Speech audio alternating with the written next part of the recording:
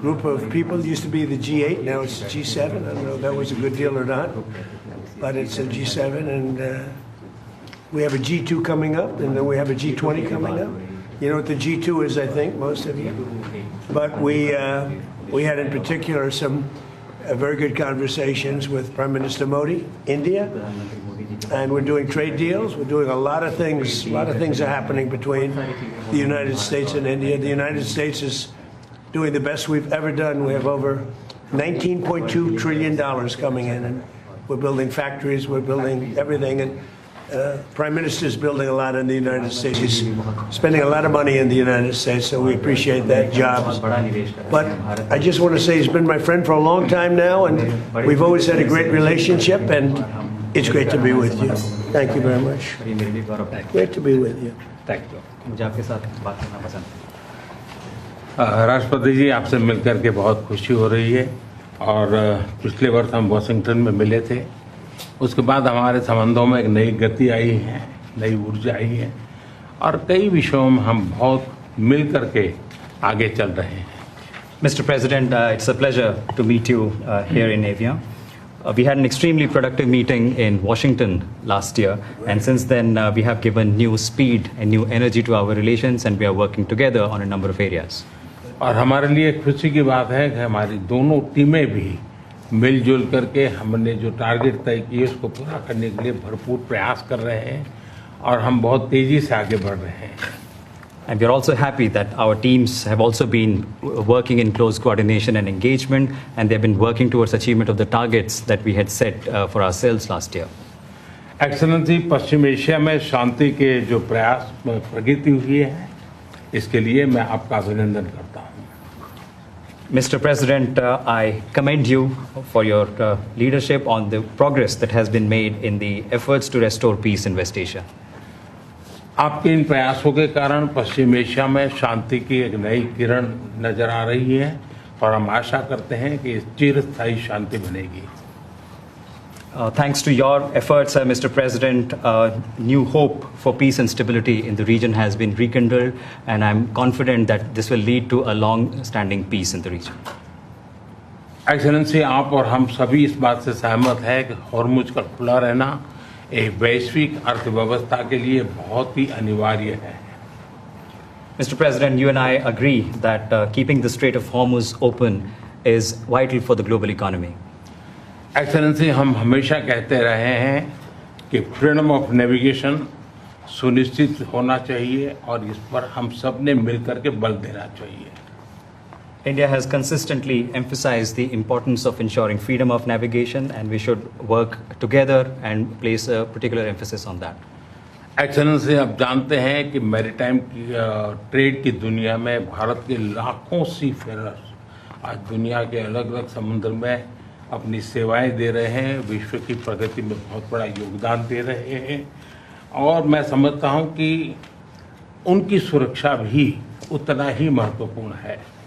Mr. President, you are aware across the world, Indian seafarers in hundreds of thousands are working and they're performing their duties across global maritime trade routes, including the Strait of Hormuz, and their safety is of utmost importance to us.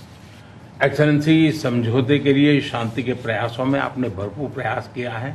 मुझे पूरा विश्वास है कि समझौते में seafarer की सुरक्षा भी सुनिश्चित होगी और उसको प्राथमिकता मिलेगी। Mr. President, you made tremendous efforts towards reaching this understanding and this agreement, and I'm confident that the issue of seafarers will receive the highest priority during the implementation of this agreement. Excellency, मैं फिर एक बार पश्चिम Asia में शांति बहाल कराने के आपके भरसक प्रयासों का मैं पूरी प्रशंसा करता हूं और आपका अभिनंदन करता हूं। Mr. President, once again, I deeply appreciate and I deeply commend your efforts in ensuring the restoration of peace and making efforts towards restoration of peace and stability in West Asia. Thank you very much. Thank you. Thank you. Friends, thank you. Any questions? Thank you, Mr. President. We just heard the Prime Minister praise your efforts, the peace efforts in the Middle Thank East. you. Do you think you can carry the momentum from the Iran deal over to securing an end to the war in Ukraine? And can you tell us about your conversations with President Zelensky here at the G7? Well, I had very good talks with President Zelensky and with President Putin, and we'd like to see that one end. I ended 8 wars, and to be honest with you, I thought this would have been one of the easier ones, but they're not liking each other too much, and that makes it much more difficult. But we're working. I had 2 good conversations with President Zelensky and with President Putin. Will you let them build U.S. missiles in Europe? Or Europe manufacture missiles, American missiles? They would like to be able to do that. We'll take a look at it. They have asked about it. Steve? How close are you to a U.S.-India trade deal? Very close. We've been there for a little while, and he's a very tough negotiator. He's one of the toughest, actually. So you look at this man. I'll give you a lesson. He's the most beautiful-looking man. He looks so nice. He's like an angel. But actually, he's as tough as he's a killer. I don't want to. He's a killer. He's as tough as they come. But he looks so good. So he gets you by surprise. But there's few people like this. People say he's such a nice man. I said no, he's very tough. He's a tough trader, and he loves the Indian people, but he also loves the USA. We had Howdy Modi in Houston, remember? And the stadium was full.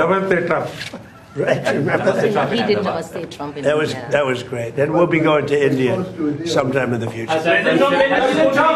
President Trump, when will you go to India, and how do you see Quad as well? This is a grouping that was started under your first term, and this is a grouping that all the 4 countries are looking forward to. Well, we had a great visit last time in India. We opened up that new stadium, and I think there were 300,000-400,000 people. It seated like about 150,000, and there were 250,000 outside, and there were 100,000 on the grass. That was, I don't know if that record's ever been broken, but I had a great time in India. Do you expect India to play any role in West Asia? I'm Siddhant from Say it. 18. Do you expect India to play any role in West Asia? Yeah, I do. I think India plays a big role in everything. As long as he's the leader, India's going to play a big role. And some point You said many times that India has a great friend in United States, Yeah. in Washington DC, They in do. White House, till the time you are president. But some of your decisions recently caused trouble, concern in India. How would you like to assure people of India? Well, I said it. As long as I'm president, we have a great. They have a great friend in the White House.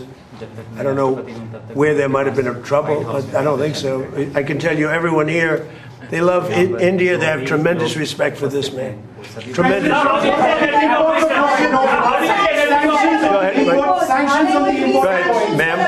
Are there going to be sanctions that are going to be reimposed on Russia now that the focus has once again been shifted to the Ukraine-Russia war? We are looking at that. We're seeing how far the price of oil comes down. It's really tumbling. It's, I guess, 74, 75 right now. So it's down. It's soon going to be at the number that it was 4 months ago. It's pretty amazing. And on top of that, we will have an Iran without a nuclear weapon, which I can tell you the Prime Minister feels very strongly about that, too.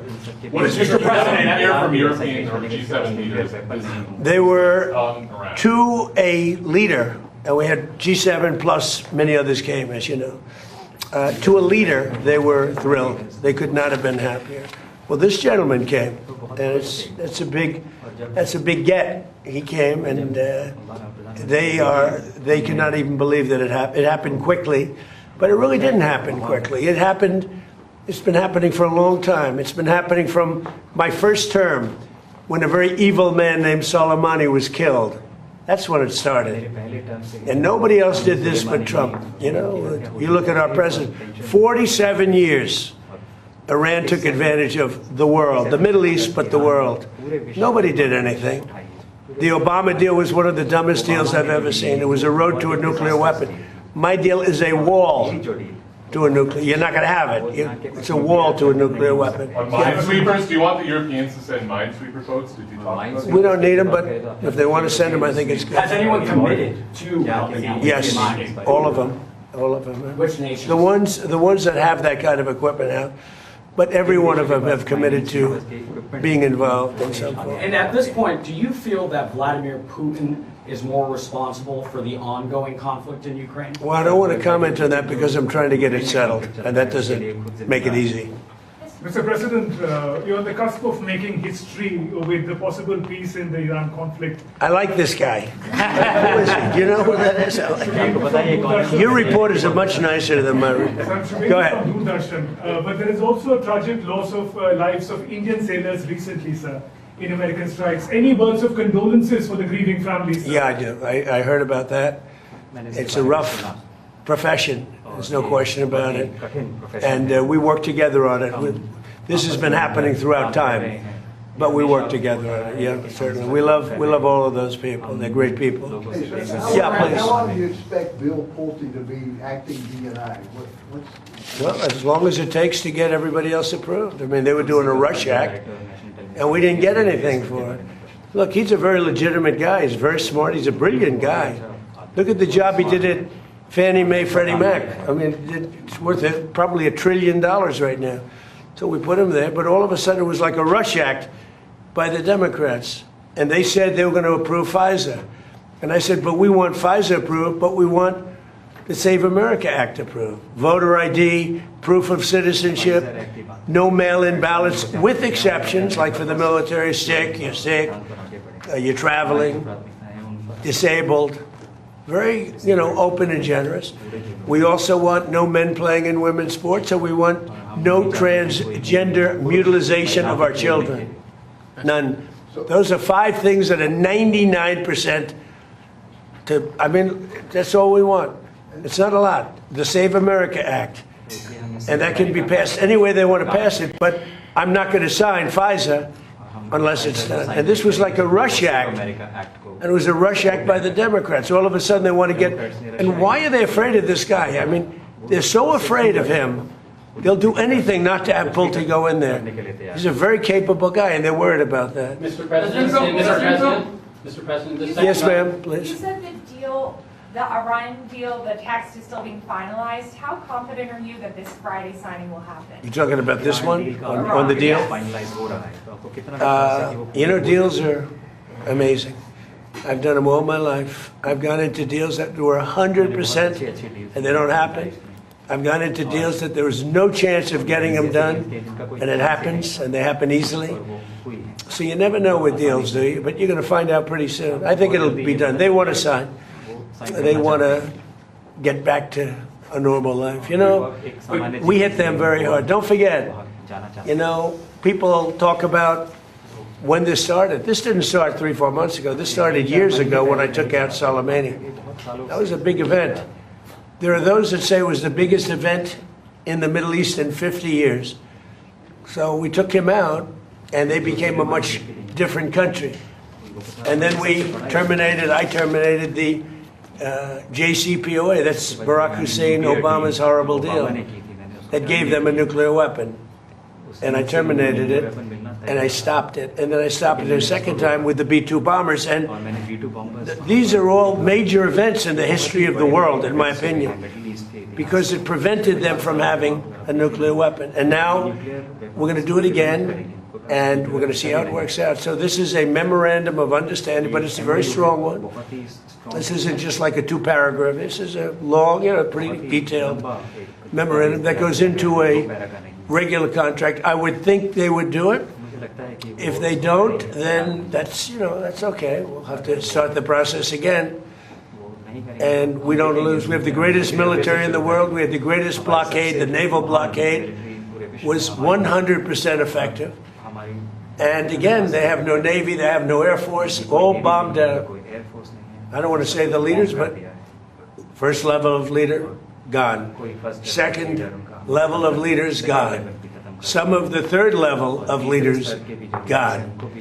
And they want to make a deal. They are so ready to make a deal. Yeah.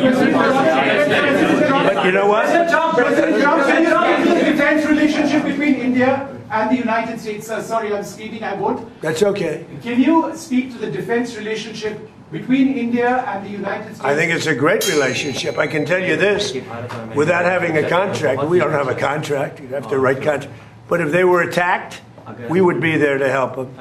And how are trade negotiations? How is that? Is that a good statement? Okay, come here, man. If anybody attacks that man, we're going to be there. Now, if there's a new leader, I'm not sure about it. Okay. If there's a new leader, I don't know about that. But if they're attacked and he's the leader, we're going to be there to help. And we have, and I will say this, and everybody says it. I had a great meeting 3 weeks ago with President Xi of China. We have the strongest military in the world by far, and I built it in my first term, and we're using it in my second term, and they gave some of it away stupidly in Afghanistan, as you know, and they spent a lot on Ukraine, $350 billion, but we have the most powerful military in the world. You saw that with Venezuela, which was 48, think of it, 48 minutes, and now our relationship with Venezuela is great. We paid for the cost of the war 40 times, taking millions of barrels out. Venezuela's benefiting, we're benefiting, Venezuela's benefiting, and then we go to Iran, and really in the first week, militarily we defeated Iran. Nobody thought that could be done. Yeah, please. Mr. President, do you want Israel to halt its military campaign? No, I want Israel to be able to protect himself, but I do want them to use good judgment. President Can we expect a highly skilled Indian professional to be getting more opportunities in the United States under your presidency? What does that mean? What? Well, highly skilled professionals to get more opportunities here in the US. Oh, yeah, sure.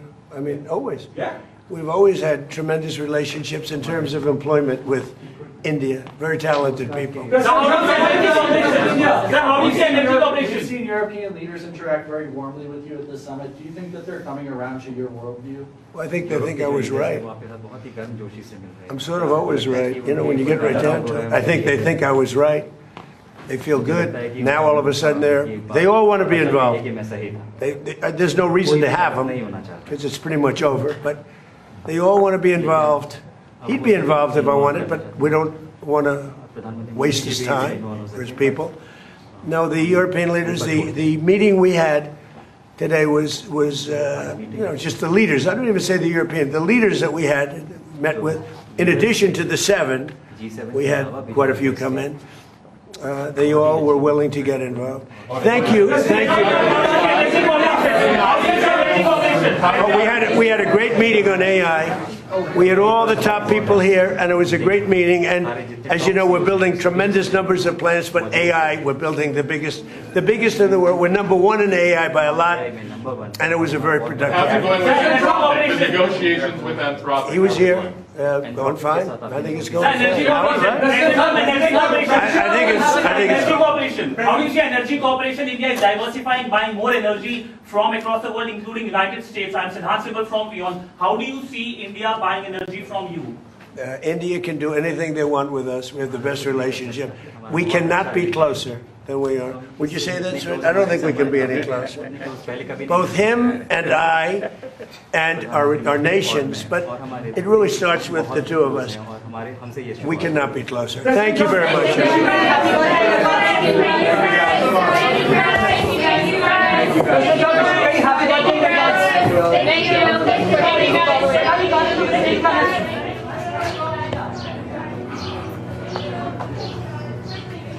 I don't like getting shut down.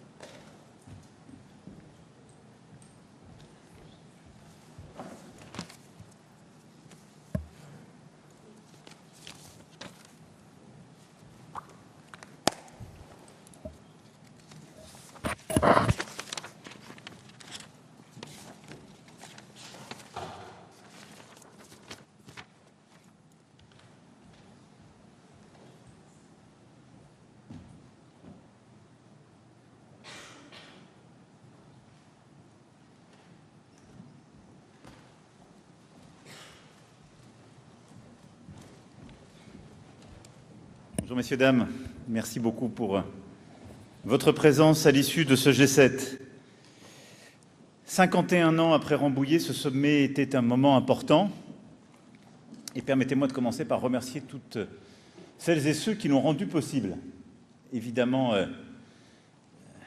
la commune et ses habitants. À Evian, nous étions très heureux.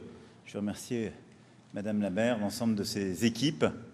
L'ensemble des communes, d'ailleurs, qui ont accueilli les différents événements, les services de l'État dans le...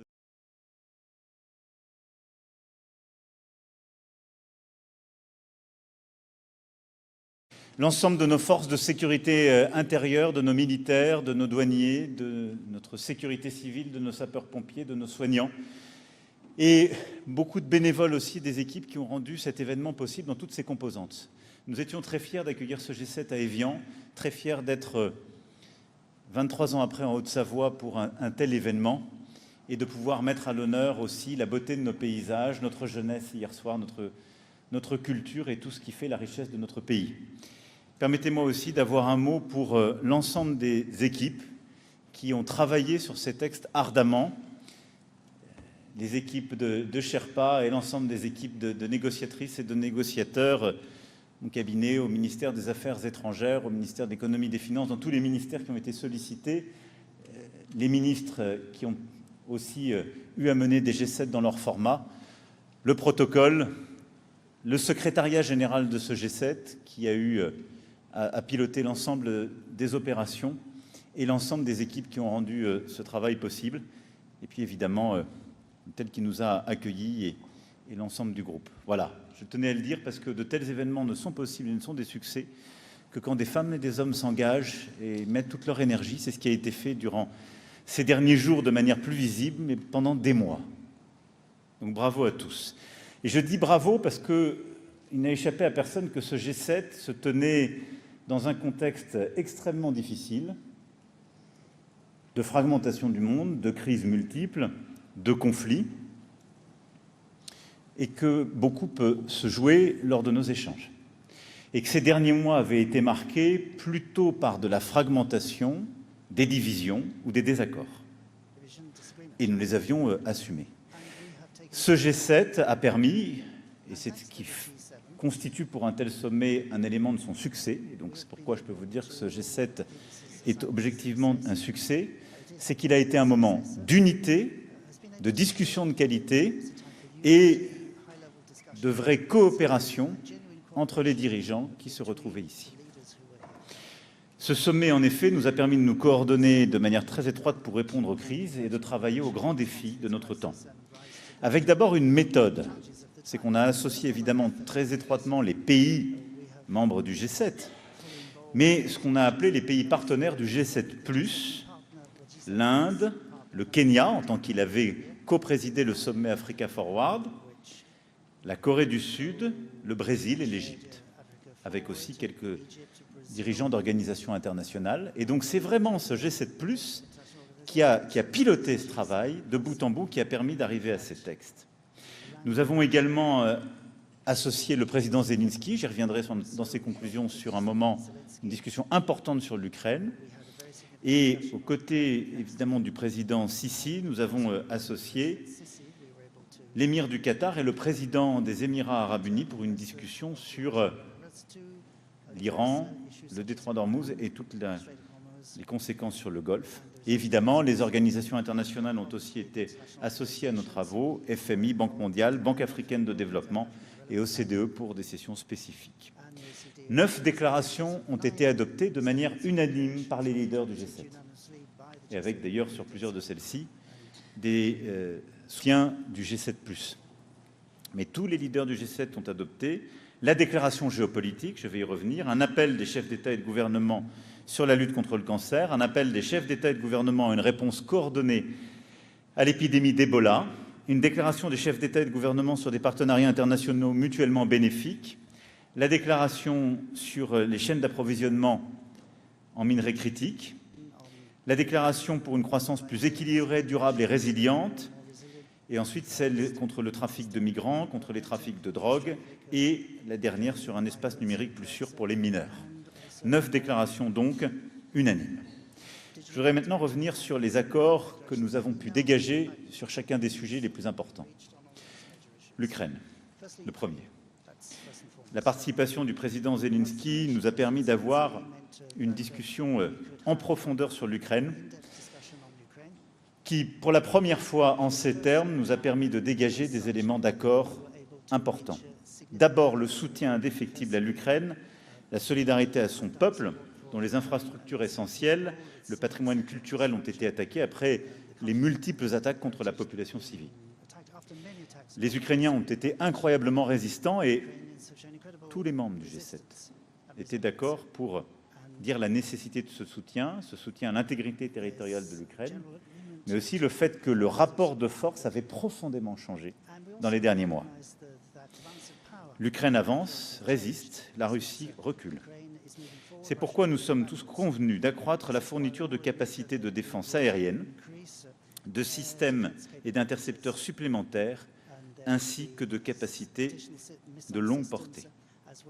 Sur ces volets, le président américain d'ailleurs a insisté pour dire la mobilisation de l'industrie de défense américaine, la capacité à fournir de tels équipements, et nous avons été plusieurs à insister, à la demande d'ailleurs des Ukrainiens ces derniers mois, sur l'importance justement du licensing et de la production sur le sol ukrainien pour aller encore plus vite. Nous sommes aussi convenus unanimement d'apporter un soutien supplémentaire à l'Ukraine pour permettre au pays de faire face à l'hiver prochain, avec une initiative du G7 de soutien aux infrastructures énergétiques, et donc évidemment à la reconstruction de beaucoup de choses qui ont été détruites et ont plongé dans le froid et l'obscurité beaucoup de populations civiles. En même temps que nous sommes en train de finaliser aussi un financement par les pays du G7 plus nos partenaires principaux de la mise évidemment en pleine sûreté et sécurité des équipements de Tchernobyl. Enfin, nous nous sommes engagés à accroître les pressions, y compris par un renforcement de nos sanctions, et cette remobilisation du G7 pour accroître la pression sur la Russie est extrêmement importante. Ceci d'ailleurs, quelques semaines après l'arraisonnement d'un bateau de la Shadow Fleet par les autorités françaises et quelques jours après la même opération avec notre coopération des autorités britanniques. Donc, nous continuons, nous nous coordonnons dans un environnement en matière de prix du pétrole et du gaz qui a changé ces derniers jours. Ça, c'est pour l'Ukraine.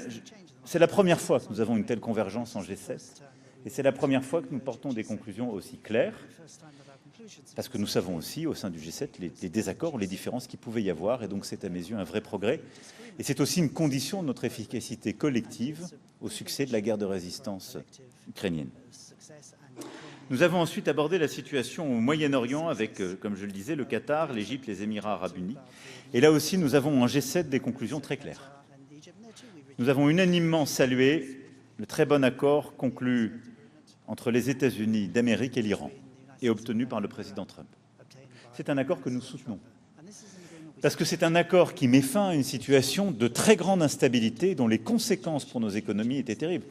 Chacun le voit dans sa vie de tous les jours. On le voit sur nos entreprises, nos compatriotes le voient, et donc c'était une bonne chose d'y mettre un terme. Nous avons réaffirmé que le droit de passage en transit sans entrave, sans redevance, à travers le détroit d'Ormuz, était la pierre angulaire justement du début de cet accord. Il commence dès maintenant.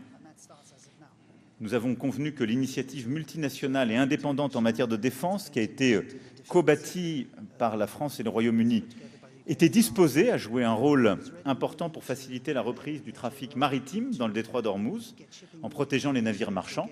C'est évidemment une offre qui est faite, mais tout ça dépend des accords passés entre l'Iran, les États-Unis d'Amérique, avec l'accord aussi d'Oman, qui est de l'autre côté de ce détroit. En tout cas, c'est une disponibilité que nous avons confirmée. Et on a plusieurs pays qui sont dans la région et prêts à réagir très vite si la demande était faite, dont la France. Et nous avons une vingtaine de pays qui ont d'ores et déjà indiqué leur engagement ferme de contribution à une telle opération. Dans cet accord, nous n'avons pas oublié de souligner l'importance du Liban et notre soutien aussi unanime au cessez-le-feu qui a été obtenu pour le Liban, cessez-le-feu solide et immédiat, qui est une urgence absolue, et la nécessité de défendre l'intégrité territoriale, la souveraineté du Liban et de l'ensemble des autorités politiques et militaires. Dans la bande de Gaza, nous nous sommes aussi engagés à accélérer les efforts humanitaires et de reconstruction, de la mise en œuvre rapide des mesures politiques et de sécurité pertinentes. Et nous avons appelé à mettre un terme aux violences en Cisjordanie, ce qui était là aussi une nécessité rappelée par tous et endossée tous.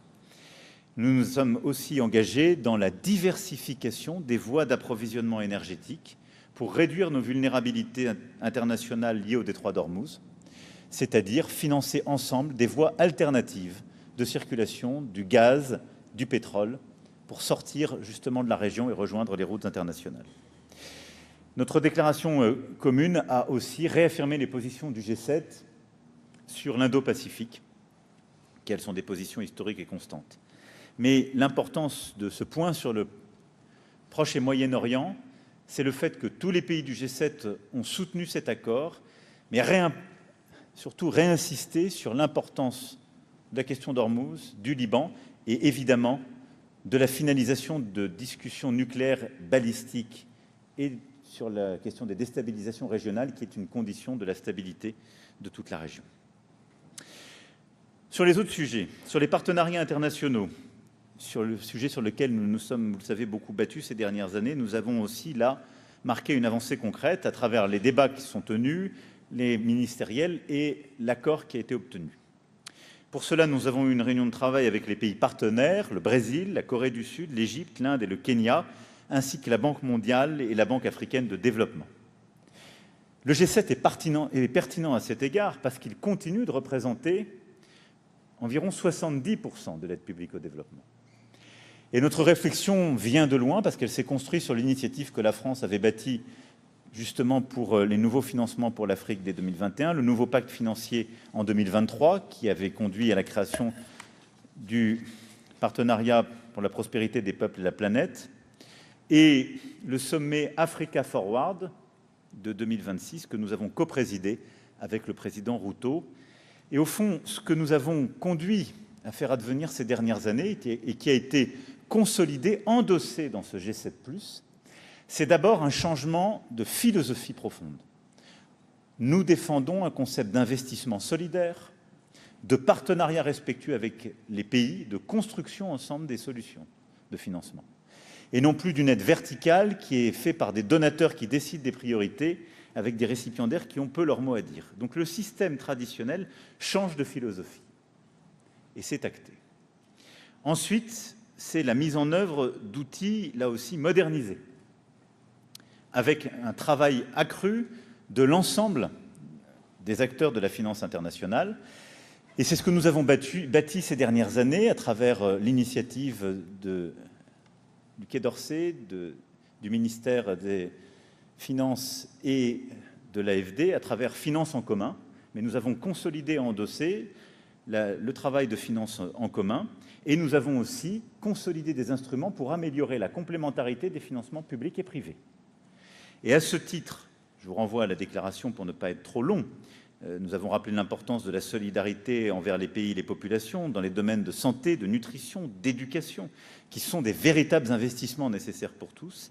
Mais nous avons aussi acté du soutien à des mécanismes de garantie des premières pertes qui sont la condition pour que, par exemple, sur le continent africain, des investissements privés puissent être réalisés. On a aujourd'hui beaucoup de pays dont les notations ou l'absence de notation ne permettent pas au secteur privé de se déployer. C'est tout le consensus qu'on a construit au sommet Africa Forward. On a décidé d'élargir à l'ensemble du continent un mécanisme qui existait, qui s'appelle ATD, qui garantit les premières pertes. Il a été endossé par la Banque africaine de développement et les pays africains.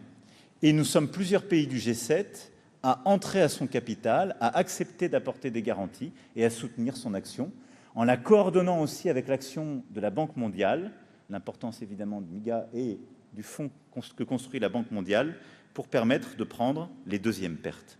C'est une avancée importante et on va veiller à la mise en œuvre de ces travaux avec un point de rendez-vous qu'on a donné en marge de l'Assemblée générale des Nations unies.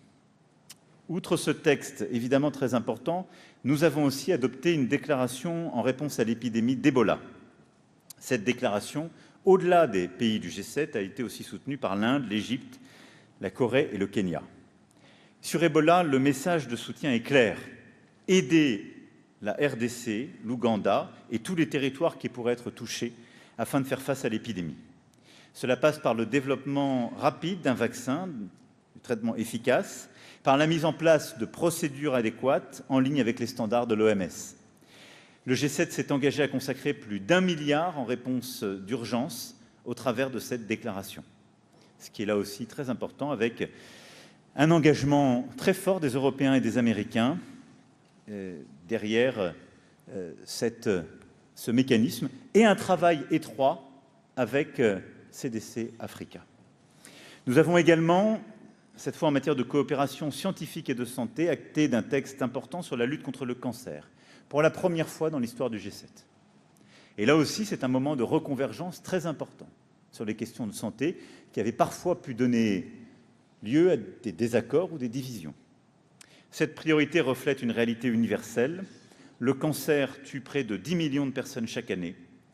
D'ici 2050, le nombre de nouveaux cas devrait bondir de 80% à l'échelle mondiale du fait du vieillissement démographique, des risques environnementaux et comportementaux.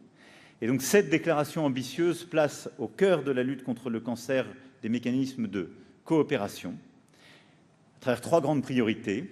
Cancer pédiatrique, où là nous promouvons le partage de données, cancer de mauvais pronostic, poumon, foie, pancréas, et accès universel à des soins de qualité dans les pays riches comme dans les pays en développement. Ce sommet, au-delà de ces sujets, nous a également permis de faire de vrais progrès sur la question des grands déséquilibres macroéconomiques mondiaux, en vue de construire une croissance partagée, notamment grâce à tout le travail préparatoire que nous avions fait, au rapport d'experts qui avait été rendu au printemps dernier et aux discussions que nous avons pu tenir. Au fond, nous avons tous acté d'un texte qui défend une vision de la croissance équilibrée. Nous connaissons les grands déséquilibres mondiaux. La Chine doit traiter le problème des surcapacités, des sursubventions et du manque de consommation domestique. Les Européens doivent investir davantage et moderniser et simplifier leurs économies. Et les États-Unis doivent traiter la question des déficits jumeaux. Le consensus s'est établi autour de ces éléments. En amont de ce G7, nous avons réussi, là aussi de manière inédite, à réunir de manière virtuelle un sommet des convergences, et nous avons tenu en effet une visioconférence le 11 juin avec les membres du G7+, et la Chine, ce qui est une première depuis plus de 20 ans, qui a permis de mettre, si je puis dire, sur la table ce constat pour engager à une meilleure coordination. Mais au sein du G7 et du G7+, nous avons vraiment commencé à construire des éléments de coordination très clairs, c'est-à-dire bâtir l'unité et acter que les divisions, tout ce qui fracture nos économies, ne permet pas de régler de manière efficace ces déséquilibres. Et donc, au-delà du sommet des convergences, qui va en quelque sorte enclencher une dynamique qu'on va poursuivre en vue du G20, où là, la Chine sera autour de la table avec beaucoup d'autres, nous avons affirmé de manière très claire, là aussi, des mécanismes de coopération au sein du G7+. D'abord en actant le rôle du FMI et la consolidation de celui-ci, en demandant à nos ministres, là aussi, de travailler pour septembre sur des éléments clés en termes de coopération sur la question des engrais, sur la question de l'alimentation, qui est absolument clé, parce que c'est là où les déséquilibres sont les plus frappants et touchent les populations les plus vulnérables. Et nous avons également acté de textes importants sur la résistance de nos chaînes de valeur, et en particulier les minerais critiques. Sur ce sujet, où nous avions commencé la discussion l'année dernière, sous présidence canadienne, jusqu'alors, nous n'avions jamais réussi à bâtir des réponses concrètes. Et nous avions même plutôt des risques de division. Face à une Chine qui a parfois accumulé des réserves stratégiques, et ce n'est pas un reproche que je leur fais, c'est une stratégie qui a été bâtie depuis plus de 15 ans. Nous sommes tous face à des risques de surdépendance et donc de vulnérabilité de nos chaînes de valeur. Si nous y allons en ordre dispersé, nous créerons des suraccidents et des déséquilibres encore plus graves. Et donc nous avons acté d'y aller ensemble, en G7 et même en G7+. Et donc ensemble de bâtir des projets de coopération. Et c'est des projets très concrets qui ont été adoptés d'ailleurs en annexe de la déclaration que j'évoquais, c'est-à-dire réduire ensemble nos sources de dépendance, diversifier ensemble nos sources d'approvisionnement, 195 projets concrets, 64 milliards d'euros d'investissements conjoints ont été bâtis à travers ce texte. Et c'est comme ça une dynamique qu'on va continuer. C'est à mes yeux un point clé pour améliorer la résistance de nos chaînes de valeur, réduire leur dépendance, mais le faire de manière coopérative. Enfin, nous avons tenu une discussion à l'instant sur le numérique et l'intelligence artificielle avec l'ensemble des dirigeants du G7+, et une douzaine de dirigeants de tous les pays d'ailleurs du G7 du numérique et de l'intelligence artificielle. Et qu'est-ce qui ressort de cette discussion? D'abord, la nécessité de protéger l'enfance en ligne. On voit le consensus qui monte, et du Canada aux Britanniques, en passant évidemment par l'Union européenne, le Brésil, l'Australie n'était pas là, mais je veux saluer son rôle aux avant-postes. Nous sommes plusieurs à avoir déjà pris des initiatives concrètes et de finaliser des lois. Nous avons adopté une déclaration pour nous accorder sur la nécessité d'agir et l'importance d'appeler les plateformes à la responsabilité. Et donc cette dynamique va se poursuivre, et le Premier ministre Modi a confirmé d'ailleurs ce qu'il avait commencé à annoncer lors du sommet de février dernier à Delhi. Et donc là aussi, l'Inde rejoint ce clan, ce qui fait vraiment du G7+, une plateforme, et ce qui est, je dirais, notre ADN. G7, ce sont les démocraties libérales qui ont des économies développées. Le G7+ associe d'autres démocraties, et ensemble, nous avons cette même approche qui est conforme à nos valeurs démocratiques, protéger nos enfants. Mais c'était un moment très important, et c'est un point d'avancée très important.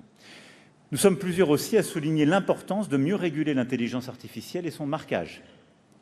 Là aussi, il est important de bâtir des initiatives. Je vais le pousser au niveau européen, mais ce consensus est nécessaire parce qu'on voit l'impact que cela a sur nos démocraties. C'était important d'avoir cette discussion avec des dirigeants du numérique et de l'IA.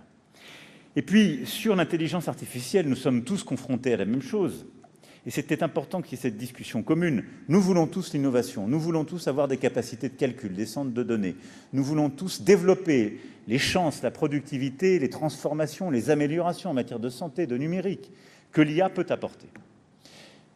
Mais nul ne peut plus ignorer, ni des dirigeants, ni des responsables économiques, l'impact sur nos démocraties, l'impact sur nos sociétés de l'IA. Et c'est pourquoi c'est la possibilité, la nécessité d'une régulation qui aujourd'hui s'impose.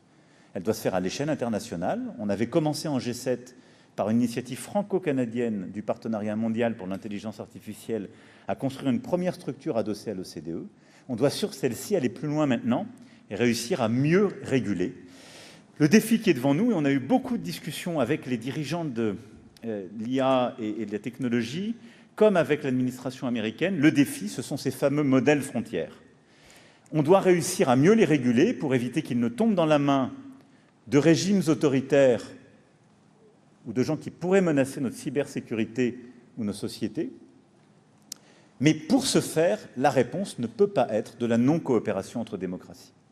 Et donc on est en train de bâtir, au fond, et c'est ça ce qu'on va construire dans les prochains mois, eh bien, en quelque sorte, une plateforme de discussion et de coopération entre quelques démocraties face au risque de l'intelligence artificielle, une plateforme de coopération pour définir ensemble des standards communs, une plateforme de coopération pour partager aussi, en matière de cybersécurité, plus largement de sécurité, les impacts et donc la bonne réponse. C'est exactement cela que nous avons acté et ce sur quoi nous allons continuer le travail avec les uns et les autres. Et là aussi, un point de rendez-vous est donné en septembre pour que ce travail puisse être finalisé par l'ensemble de nos ministres et on se reverra avec quelques dirigeants. En tout cas, il y a un large consensus pour dire que là aussi, la coopération internationale est nécessaire et refaire le point dans quelques mois. Voilà, je ne veux pas être plus long, dire simplement qu'au-delà de ce que je viens de détailler, des déclarations importantes ont été aussi conclues pour combattre ensemble le narcotrafic, travail sur la mise en place d'une alliance des ports pour mieux lutter en renforçant la coordination, Vous voyez la synergie avec tout ce que fait le gouvernement aujourd'hui en France, et pour lutter aussi contre le trafic de migrants avec un texte qui, là aussi, est dans la continuité des présidences italiennes puis canadiennes et permet d'améliorer nos mécanismes et en coordination et si je puis dire, en synergie avec la déclaration sur les nouveaux partenariats que je viens d'évoquer. Ce sommet n'est pas pour autant la fin de notre présidence.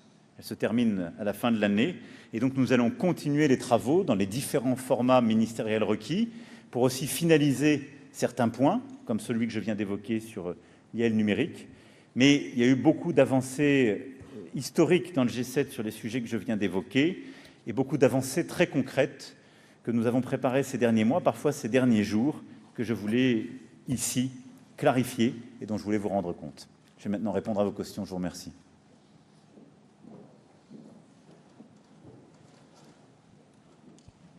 Monsieur le Président, bonjour. Valérie Leroux de l'agence France Presse. Vous avez beaucoup parlé de convergence.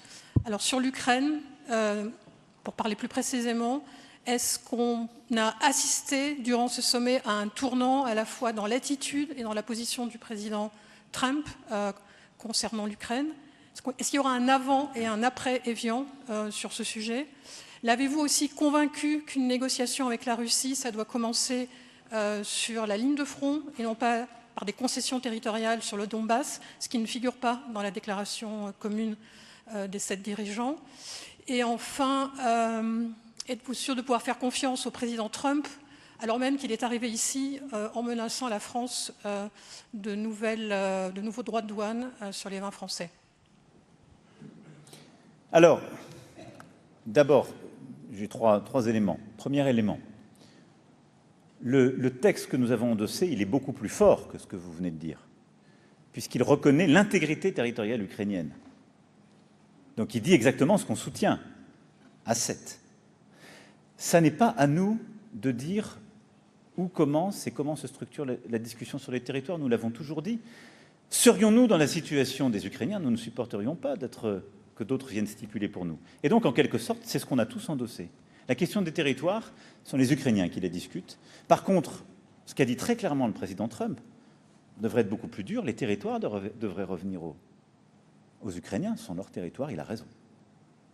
Et donc, le soutien à l'intégrité territoriale ukrainienne dit la position du G7.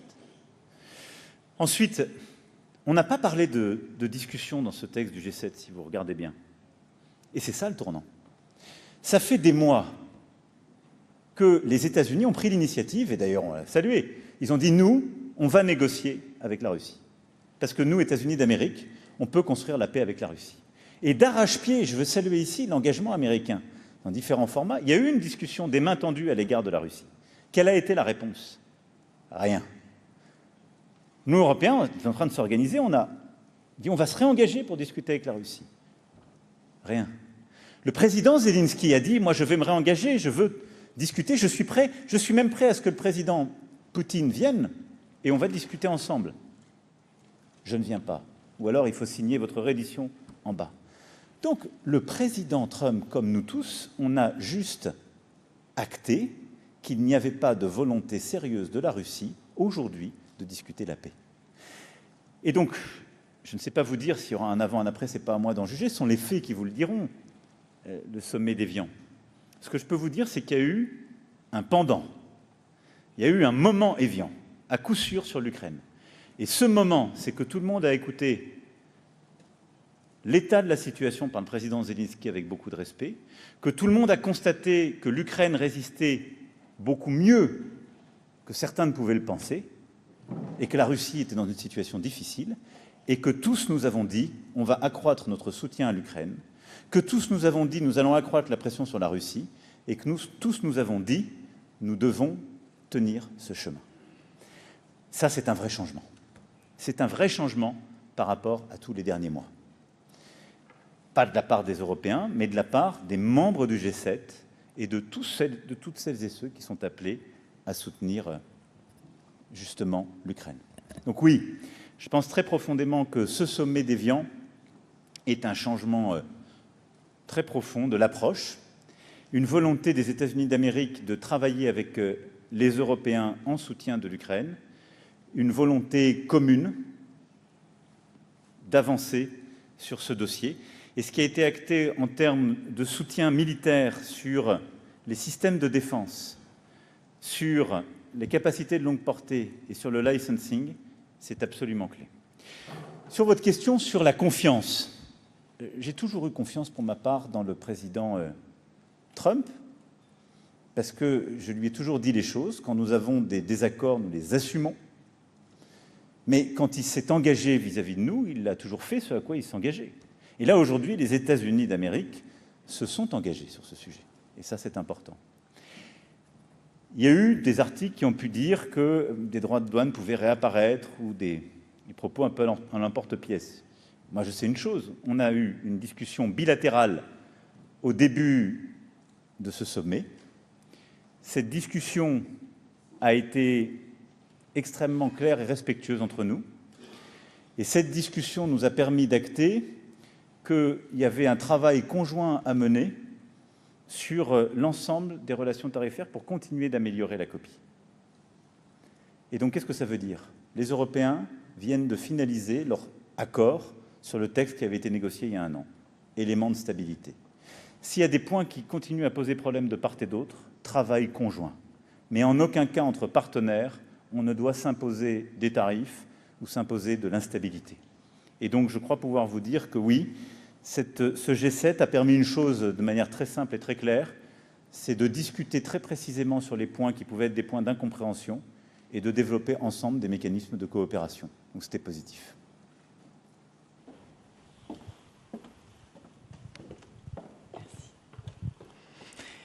Bonjour Monsieur le Président. Noémie Bisserve du Wall Street Journal. La France et les autres pays du G7 ont-ils demandé au président Trump de permettre l'accès aux derniers modèles dits anthropiques? L'Europe, selon vous, a-t-elle besoin de ces modèles les plus avancés? Et si je peux revenir rapidement sur l'Ukraine, vous avez dit au président ukrainien hier matin, si on a bien entendu, que les discussions avec le président américain avaient été difficiles lundi soir. Pourquoi? Et est-ce que vous pouvez nous en dire un petit peu plus sur ce qui s'est passé? Merci. Je peux très clairement vous dire, on a eu des discussions qui ont permis de resynchroniser notre lecture de la situation. Elles ont été extrêmement franches, je crois extrêmement utiles et fructueuses, puisqu'on a endossé en G7 quelque chose qui est une vraie avancée. Et donc moi, je suis très heureux des échanges qu'on a eus, de l'échange qu'on a eu ensuite avec le président Zelensky. Et vous savez bien qu'on a pu avoir des doutes ou des désaccords il y a maintenant un peu plus d'1 an. On part d'une situation où il y avait des vrais désaccords même entre nous. Quand on se réunit il y a 1 an pour le G7, la position était très différente. Donc on a fait évoluer les choses. Comment? Les Européens, avec des grands partenaires, le Canada, le Japon, l'Australie, la Nouvelle-Zélande, la Corée, ont bâti cette coalition des volontaires pour dire on apportera les garanties de sécurité. On a tenu avec constance aux côtés des Ukrainiens. Les Ukrainiens ont résisté, ont eu des bons résultats. Et les États-Unis d'Amérique ont, avec nous, regardé en conscience quelle était la situation. L'importance qu'on soit tous ensemble, le refus, comme je le disais à votre confrère, de la Russie de discuter de manière sincère et l'impossibilité d'avancer sur des bases de discussion qui ne sont pas acceptables. Et donc, ce qui a permis de dégager l'ensemble des discussions, celles qu'on avait eues en G7, puis celles avec le président Zelensky, ça a été, au fond, une resynchronisation, une reconvergence, une coopération de tous dans notre approche de l'Ukraine et dans les décisions qu'on a prises et qui sont dans notre texte commun. C'est une très bonne chose. Ensuite, sur les modèles frontières d'intelligence artificielle. D'abord, ce sont des modèles qui, par la puissance de calcul mobilisée, marquent des avancées très fortes. Aujourd'hui, ce sont les Américains qui les ont. Bon. Quelle est leur crainte? Que ces modèles puissent être utilisés par d'autres pour venir les attaquer ou nous attaquer. Face à ça, il y a une décision très forte qui a été prise par l'administration il y a quelques jours. Alors, bonne chose, prise de conscience. Ça peut être dangereux. Jusqu'alors, il y avait un discours ambiant qui consistait à dire « il ne faut rien réguler, jamais ». Tout ça n'est pas dangereux. C'est une bonne chose qu'il y ait une prise de conscience. Mauvaise chose, la réaction, elle est en quelque sorte strictement nationaliste. Je crois que les discussions techniques qui se sont tenues entre les dirigeants de la technologie de l'IA et les gouvernants, entre nous, ont permis d'éclairer les enjeux et de dire, au fond, quel est votre enjeu, notre enjeu? C'est qu'on est tous axés entre démocraties à ces technologies. C'est bon pour vos compagnies, parce que sinon elles n'ont plus de marché. Parce que sinon, on n'achètera plus aucun modèle qui est fait par une de ces compagnies. Si du jour au lendemain, vous pouvez tourner l'interrupteur. Parce que la stratégie non coopérative fait que ça tue en quelque sorte le business model de tout acteur de l'IA américain. Si du jour au lendemain, il peut être interdit au reste de la planète, ça reverra les revalorisations. On ne va pas avoir les mêmes valorisations, donc le même capital, donc les mêmes capacités de calcul. Donc ce n'est pas bon pour vous. Ensuite, c'est idiot pour nous. Enfin, ce que vous voulez, c'est que des régimes autoritaires ou des tiers n'accèdent pas à ça. Donc, allons-y ensemble et avançons.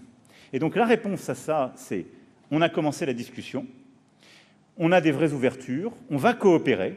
Il faut que nos agences compétentes déjà coopèrent pour que sur le plan de la sécurité et de la cybersécurité, on ait de gouvernement à gouvernement une relation fluide. Je suis très confiant dans les prochains jours. Et ensuite, je pense qu'entre membres du G7, en tout cas avec quelques pays clés, il faut une politique beaucoup plus ouverte, y compris du secteur privé. Là aussi, je suis confiant pour les prochaines semaines, je dirais. Puis en parallèle, qu'est-ce qu'on fait? On va accélérer les investissements et la mobilisation des capacités de calcul pour nos propres modèles. Vous savez, il y a très peu de pays au monde qui, hors États-Unis et hors Chine, peuvent être dans la compétition des modèles frontières. La France a la chance, avec Mistral et AI, de faire partie de ce club. C'est la seule compagnie en Europe, c'est sans doute l'une des 2-3 hors États-Unis et Chine à pouvoir le faire. Ça veut dire qu'on doit aller beaucoup plus vite pour les aider à mobiliser les financements et les capacités de calcul accrues pour pouvoir justement rattraper ce retard le plus vite possible dans les 6-12 mois qui viennent. La clé, elle est là. Mais je crois que l'importance du débat qu'on a eu aujourd'hui, ces derniers jours, c'est au fond de dire tout ça ne peut se faire de manière intelligente que si on coopère entre les quelques démocraties clés. Sinon, on fracture le monde et sinon, on n'a pas une réponse efficace. Bonjour Monsieur le Président, Bastien Auger pour TF1 LCI. Sur l'Iran, vous avez une nouvelle fois parlé d'un très bon accord, alors qu'on entend aussi beaucoup d'inquiétudes sur sa solidité. Alors concrètement, est-ce que vous pouvez nous dire qu'est-ce qui vous fait dire que cet accord est un bon accord? Est-ce que vous estimez qu'il y a assez de garanties de la part des Iraniens? Et est-ce que vous pensez qu'il peut déboucher sur un accord de long terme aussi satisfaisant que celui de 2015? Et juste pour compléter, le président Trump tout à l'heure a menacé de bombarder à nouveau l'Iran. Est-ce que c'est à prendre au sérieux selon vous? Et est-ce que ça traduit aussi une forme de fragilité de la situation? Je pense que parfois, il y a des mots qui sont pris ou des formules, moi, dont je comprends le sens, parce que je connais le caractère, qui est au fond de restaurer sa crédibilité en disant qu'il y a des capacités de dissuasion. C'est ça ce que veut dire le président Trump quand il dit ça, de la même manière que quand il peut dire des choses sur les tarifs. C'est pour rappeler que les États-Unis ont une capacité de dissuasion.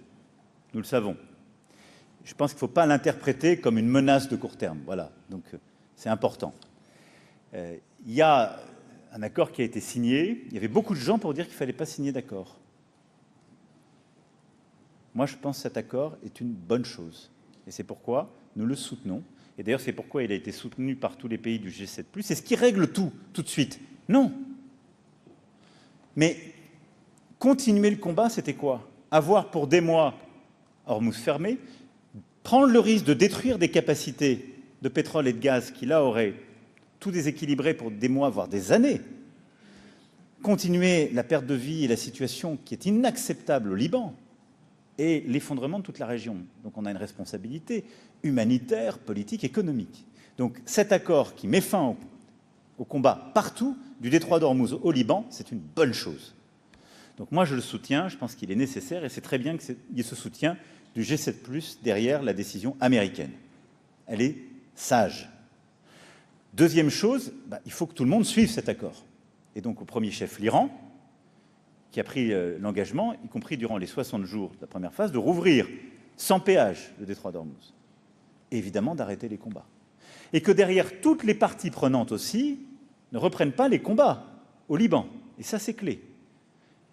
L'Iran, le Hezbollah, et derrière aussi Israël. Je ne mets pas un signe égal. Enfin, je dis juste que qui que ce soit, les combats ne doivent pas reprendre, ça doit être la paix. Et ensuite, la clé, c'est en effet de finaliser un bon accord sur le nucléaire, les activités balistiques et les risques régionaux. Et donc, c'est exactement ce sur quoi le travail va se concentrer dans les prochaines semaines, avec un rôle important de l'Agence internationale d'énergie atomique, avec un rôle important des quelques pays qui sont les garants du JCPOA et des sanctions internationales, et la France y jouera son rôle. Donc moi, je pense que c'est vraiment la meilleure situation possible qu'on peut avoir aujourd'hui. Est-ce qu'elle règle tout? Non. Est-ce qu'il y a des risques? Oui, comme dans toute situation.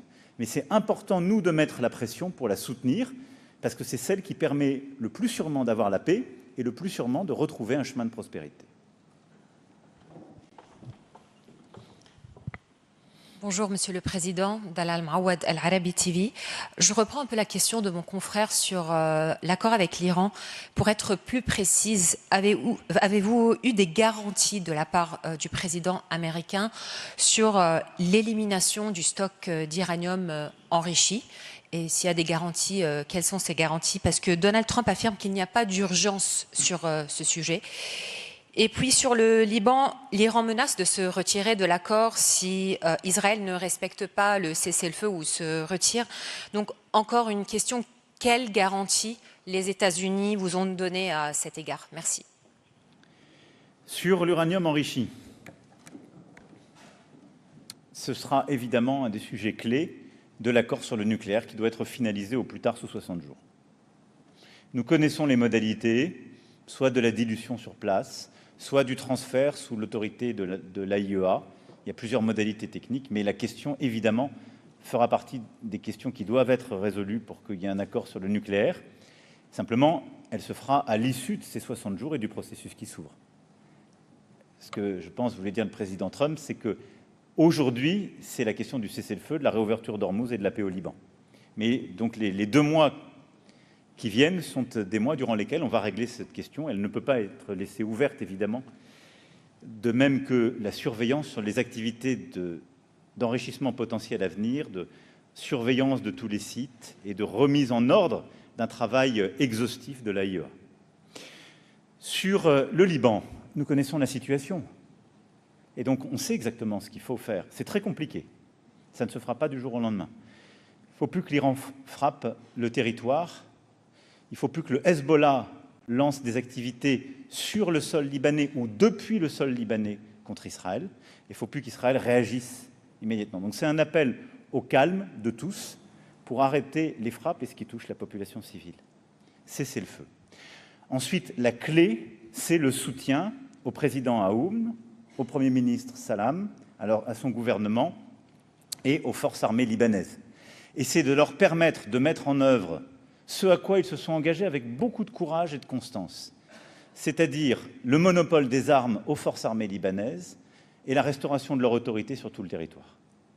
Et donc il faut absolument que cessent ces bombardements pour que progressivement, sur déjà tout le territoire, au nord Litanie, les forces armées libanaises aient repris la totalité du contrôle, tiennent les choses et que le calme revienne, puis progressivement qu'on ait un mécanisme à travers des zones progressives, comme on l'avait fait il y a 2 ans sans doute, nous puissions avoir des forces armées libanaises qui reprennent progressivement le contrôle de leur propre territoire et que la communauté internationale fasse respecter la souveraineté du Liban. Voilà, donc à court terme en tout cas, on connaît les protagonistes et c'est un appel à leur responsabilité. L'Iran évidemment a une responsabilité éminente, c'est elle qui doit veiller au fait que ni elle-même directement, ni le Hezbollah ne viennent dégrader la situation. Et Israël aussi a une responsabilité en respectant ce cessez-le-feu pour ce qui la concerne. Et je sais que ça a été l'objet aussi de beaucoup de discussions entre le président Trump et le Premier ministre Netanyahou. Le président Trump, en tout cas, a été très clair sur ce point, avec notre plein soutien.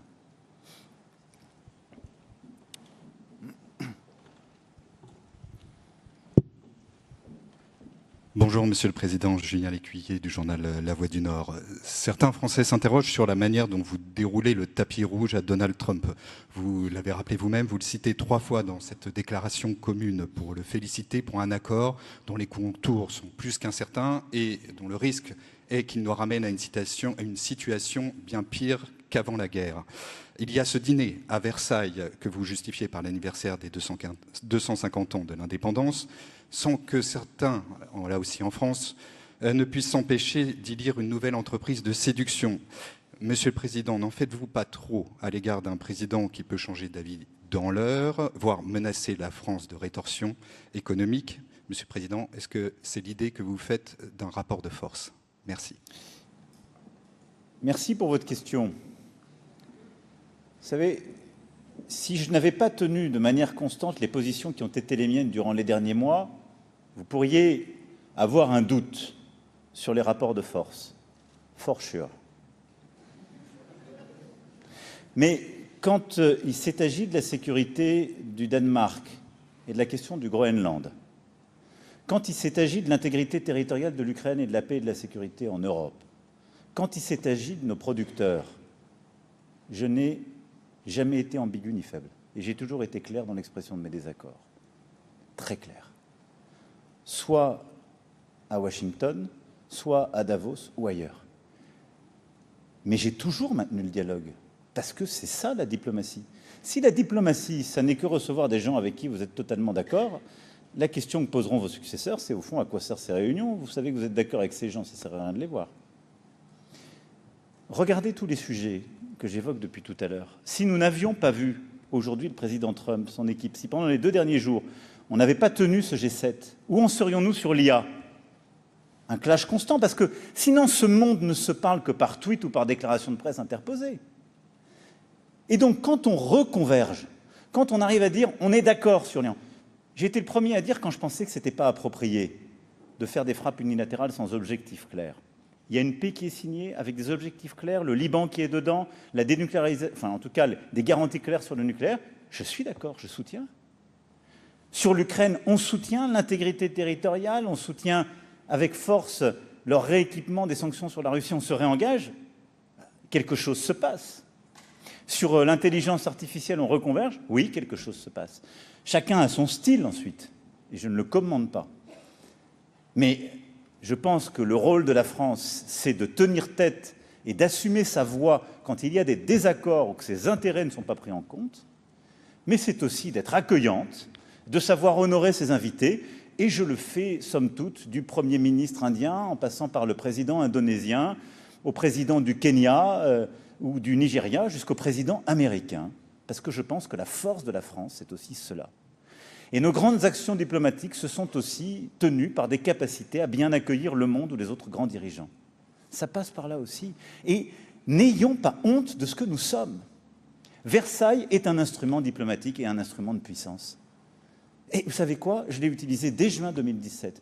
Il y a eu des choses qu'on a obtenues. Puis après, ça ne s'est pas aussi bien passé que ça avec le président que j'ai accueilli en juin 2017. En tout cas, je l'assume totalement. Parce qu'à chaque fois, en tenant une position de fermeté ou en réengageant et en accueillant avec chaleur, je défends les intérêts de mon pays. C'est ça ce qui compte. Et quand je défends les intérêts de notre pays, de la France, j'ai à cœur de le faire en accueillant bien les gens, en faisant en sorte qu'ils soient bienveillants avec nous et que derrière, ils prennent les bonnes décisions pour nous. Je crois que c'est ce que les Français attendent de moi. Et au fond, je suis comme les Bleus. Que je joue à l'extérieur ou à domicile, mon but, c'est de marquer des buts. Voilà. Et quand j'accueille des équipes, j'essaie de bien les accueillir. Nous arrivons à la fin de cette conférence de presse. Merci beaucoup. Il y a une toute dernière question. Ah, ok. Je n'ai pas le... Merci, Président, Monsieur le Président.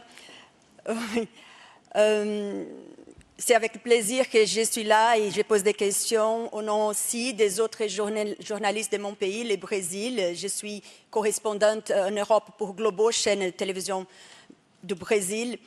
Votre équipe m'a dit déjà que vous voyez président Lula comme un interlocuteur important avec le Sud global, avec les BRICS spécialement, mais le Brésil n'a pas signé la majorité des déclarations de ces sommets, de ces G7.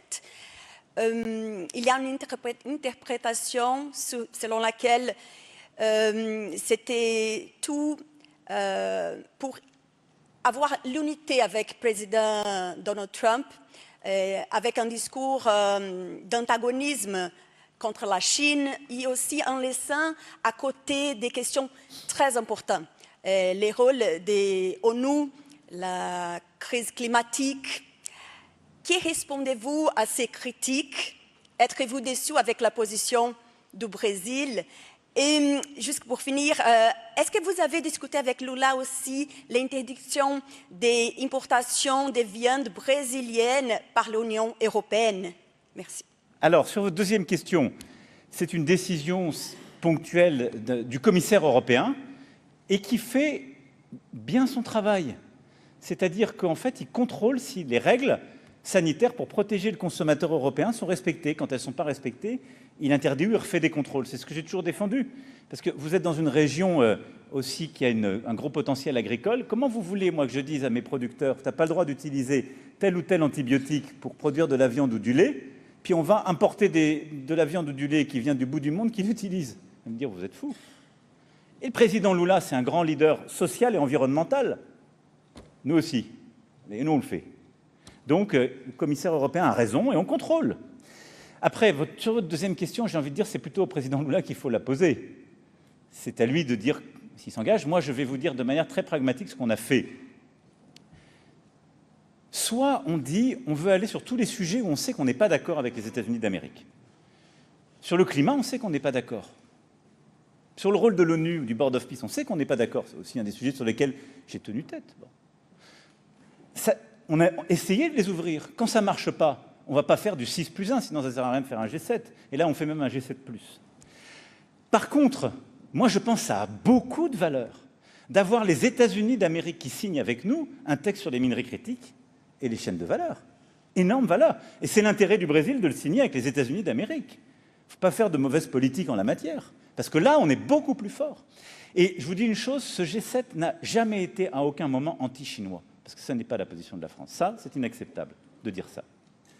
Nous sommes conscients des différences que nous avons avec la Chine, en particulier nos rapports aux valeurs démocratiques, des désaccords qu'on peut avoir là aussi, mais il y a toujours une politique de respect. On veut simplement réduire nos dépendances. Mais il n'y a pas de conflit, ce n'est pas un G7 anti-chinois du tout. Ça n'a pas été du tout l'esprit d'ailleurs. Mais on avance, et donc moi je trouve que signer un texte avec les États-Unis d'Amérique sur les minerais critiques, sur le cancer, sur Ebola, sur les partenariats internationaux, sur le commerce, sur l'IA, ça a beaucoup de valeur. Et mieux que ça, on avait des doutes en commençant. Est-ce qu'on sera d'accord sur le Proche et Moyen-Orient? Est-ce qu'on sera d'accord sur l'Ukraine? C'est pour ça qu'il n'y avait pas de rédaction antérieure. Tout le travail qui a été fait avant-hier soir et hier, ça a été de recréer les convergences. D'où cette atmosphère positive. Et ces convergences, on les a mis dans le dur.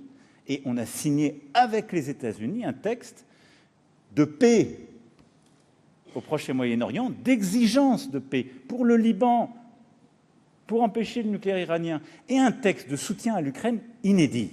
Ça a énormément de valeur. Donc je défends cette méthode parce qu'elle produit des résultats, elle est bonne. Voilà, mesdames et messieurs, je remercie une fois encore toutes les équipes qui ont permis cela et ces avancées, pour moi, très importantes. C'était un grand honneur d'être là au nom de la France pour ce deuxième G7 que nous avions organisé ces dernières années. Et je veux aussi avoir un mot pour nos amis et voisins suisses qui nous ont aidés à organiser ce G7 et qui ont eu aussi beaucoup de logistique à assurer et des éléments divers et variés à tenir. Et donc je voudrais vraiment leur dire un très grand merci pour cette coopération. Voilà, mesdames et messieurs, un grand merci. Bon courage.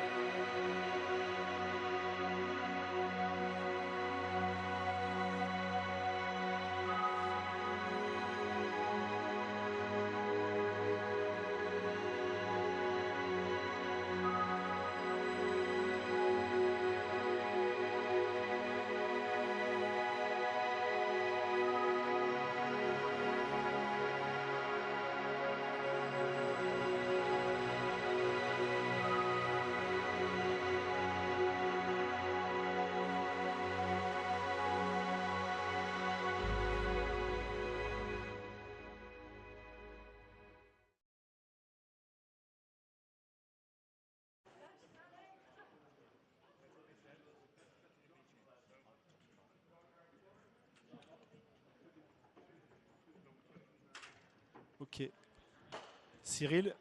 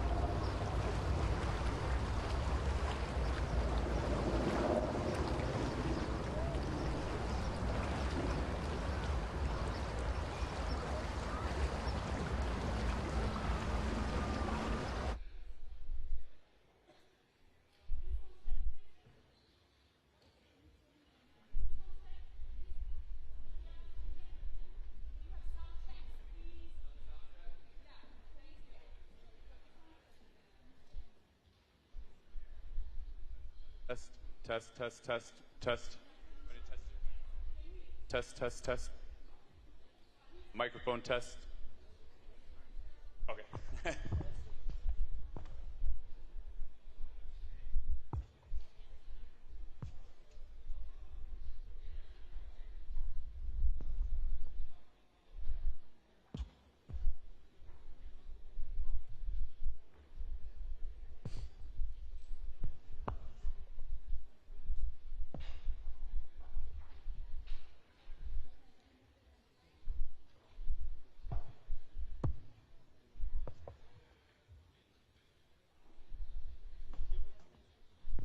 Test.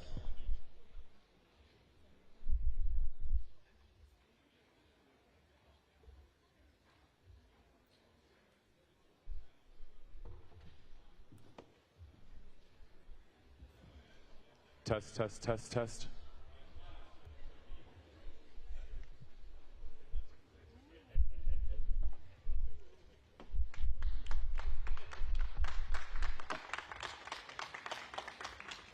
Thank you very much. Thank you. It's a lot of press. That's good. We had a great event. This was something very special. And I want to thank President Macron, Bridget, his really lovely wife, fantastic person, for welcoming us to France for an extremely successful G7 summit. I would say it's one of the most successful. And this meeting could not have come at a better time. On Sunday, we reached an agreement with Iran that achieves everything we set out to accomplish, everything and much more. Ending the current conflict, reopening the Strait of Hormuz, and preventing Iran from ever obtaining a nuclear weapon. That's what it was all about. That was about 99%. Iran cannot have a nuclear weapon. They can't develop it, buy it. They can never have a nuclear weapon. At the same time, with this announcement, or close to it, as people started to think it was going to happen when Iran was making some very positive statements, the stock market has surged to record highs, picking up thousands of points over the last short period of time, thousands of points. And oil is dropping like it has never dropped before, at levels that went in numbers down $7, down $8. They've never seen anything like that. But if we didn't do this deal, we could have dropped more bombs for another 3 weeks, 2 weeks, 4 weeks, 2 years. You would never have the Hormuz Strait open. You would never have success. Your market would have, instead of going up at levels that nobody's ever seen before, would go down at levels that nobody ever saw before, maybe except for 1929 or whatever. And you know, all the tough guys don't realize that this wasn't a 3-month deal. This was years in the making. You know why? Because I was the one that killed General Soleimani. And if I didn't kill General Soleimani, we probably wouldn't be talking right now about this deal, because he was a mad genius. They never were able to replace him. But a lot of people forget that. The tough guys, you know, the tough guys that would drive the country right down the tubes. The past 2 days have provided a chance to discuss the details of this historic agreement with many of our closest friends and allies, including the G7 nations and many presidents and prime ministers, as you saw. Prime Minister Modi was here. We had a long talk. He's a great guy. They are thrilled that we made a deal, every one of them. There's not one nation that came to us and said, please, sir, keep dropping bombs on them. Please keep dropping bombs. The stupid people say that. But I'm thrilled to report, and by the way, those last 2 days were brutal. $200 million worth of bombs. And, you know, it is expensive too, by the way, aside from everything else. And they knew I was coming for a third night. We informed them we're coming for a third night. They didn't have their Navy, it's sunk. They didn't have their Air Force, it's gone, not one plane. They didn't have anti-aircraft equipment, so we got free reign. They didn't have their leaders. But they have a new group of leaders that I think is Actually, I think they're smarter. I think they're very smart. I think they're far less radicalized, and I think they're really good. They love their country. You know, you talk about regime change. Nobody will say that, but I guess that's, look, their one set of leaders is all gone. Their second set of leaders is all gone. Their third set of leaders a little bit gone, but for the most part, and frankly, I think that's regime change. I think they're going to behave much differently. I think they see a different way of life that they were never exposed to. So the one thing I didn't want to see is I didn't want to see economic catastrophe. If you kept this going, that could have happened. But all I know is every time we talked about the possibility of peace, the stock market shot up like a rocket ship. It never went down. They didn't like it. The people, you know, the stock market is more brilliant than anybody there is, including the people on the stage, other than me, of course. Let's see. I don't know. What do you think, Scott? Is the stock market more brilliant than you? No, sir. Oh, that's a terrible statement. All right. The stock market is quite brilliant. And every time we said something amazing, like we're going to settle, it would go up. And every time we said something negative, like, guess what, we're not going to be able to settle, it would go down very big, Peter, right? Very, very big. Tells you something. And you know, I've studied presidents, some good, some bad, some great. Not too many are great. And some really bad. We had one just recently. And the one president I did not want to be was the late, great Herbert Hoover. I didn't want that. And who knows what would have happened. But bad things happen. So the past 2 days have provided a chance to discuss the details of the deal with the closest friends and allies, heads of countries. They were all here, a lot of them. Far more than the 7, as you know, a lot of them. And they put out a statement.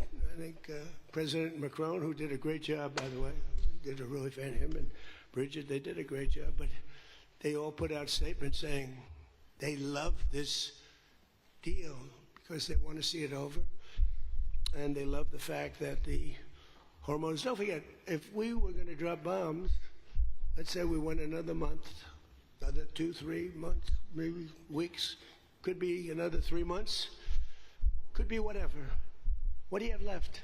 Got maybe nothing, but you don't have, the strait will never be open because people that own billion-dollar ships, these ships cost $1 billion. They don't like sailing ships or having their ships participate when you go up the coast and you go through the strait and there are rockets flying over your head.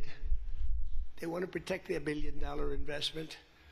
You wouldn't have oil for maybe years. These are stupid people. But nobody was tougher than me. Nobody hit Soleimani. You know, when I hit Soleimani, people thought that was the biggest thing to happen in the Middle East for 50 years. That was the biggest event. He was the boss of Iran and respected, but he was a mad genius. He was a genius, the father of the roadside bomb. When you see young men, and in some cases women, mostly men, walking around without legs, without arms, with a face that's been blown to smithereens, that's Soleimani, 95%, 96.2 they say or something, 95%. That was Soleimani did it. Happened to come from Iran, and I blew him up. You remember that? I blew him up in the Valley of Death. He got off his plane and we followed him.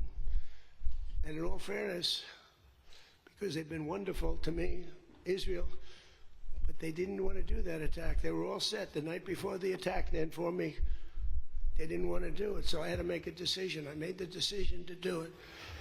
But it was a joint venture, as we say in the real estate business. That was a joint venture between Israel and us. We studied it for a month. We knew what plane he was going to be on. Almost a month before, he only traveled on commercial airliners, the big ones with lots of people, because he knew we wouldn't shoot him down. They're very smart. But we knew he was going to be on that plane. We followed him. And then Israel informed me that they won't do it. And I had to make a decision. I had some very good generals, and not the ones you see on television, very good. And I want to thank also Pete Hegseth and General Raisin Kane, who's phenomenal. Okay, these guys are phenomenal. They can't be better. But I had some good generals, and I said to them, well, if Israel's not going to do it, we're all prepared. Do we do it? Do you like doing it or not? He said, sir, if you want to do it, we can do it. How well? We'll do it just as well or better.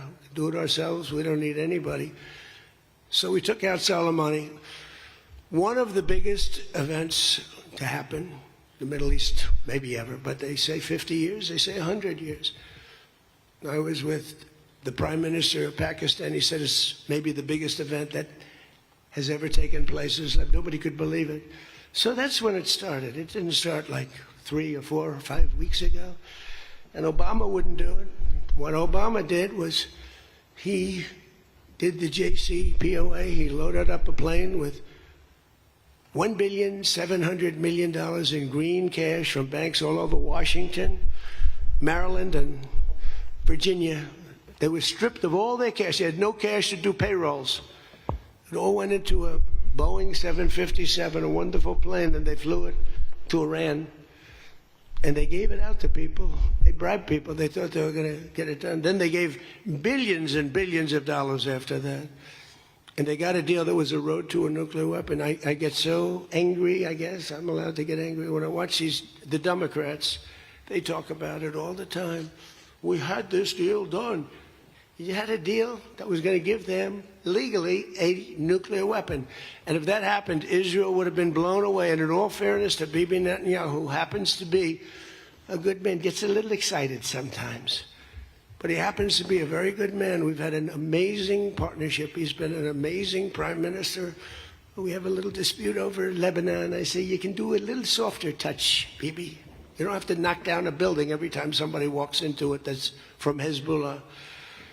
But it's been an amazing partnership. But he will say, we're the big partner, and he's the very small partner, and that's true. So he came to the country, and he begged Barack Hussein Obama, the president, not to do the JCPOA. He said it could be the end of Israel, and it would have been if I didn't come along. And Obama didn't listen to him. Bibi actually went to Congress and pleaded with them, and he got nowhere. And they had this horrible deal that was horrible for Israel, and that's where it stood. And then I came along and I terminated that deal. It had very little time left. You know, it was a short-term deal. You know, with countries, you need hundreds of years. You don't need 8 years and 9 years. This isn't like you're signing a lease on a candy store in the corner. You need hundreds of years. This was a short-term lease. It expired long ago. Had I let it run, it expired. You wouldn't have been around. A lot of people wouldn't have been around.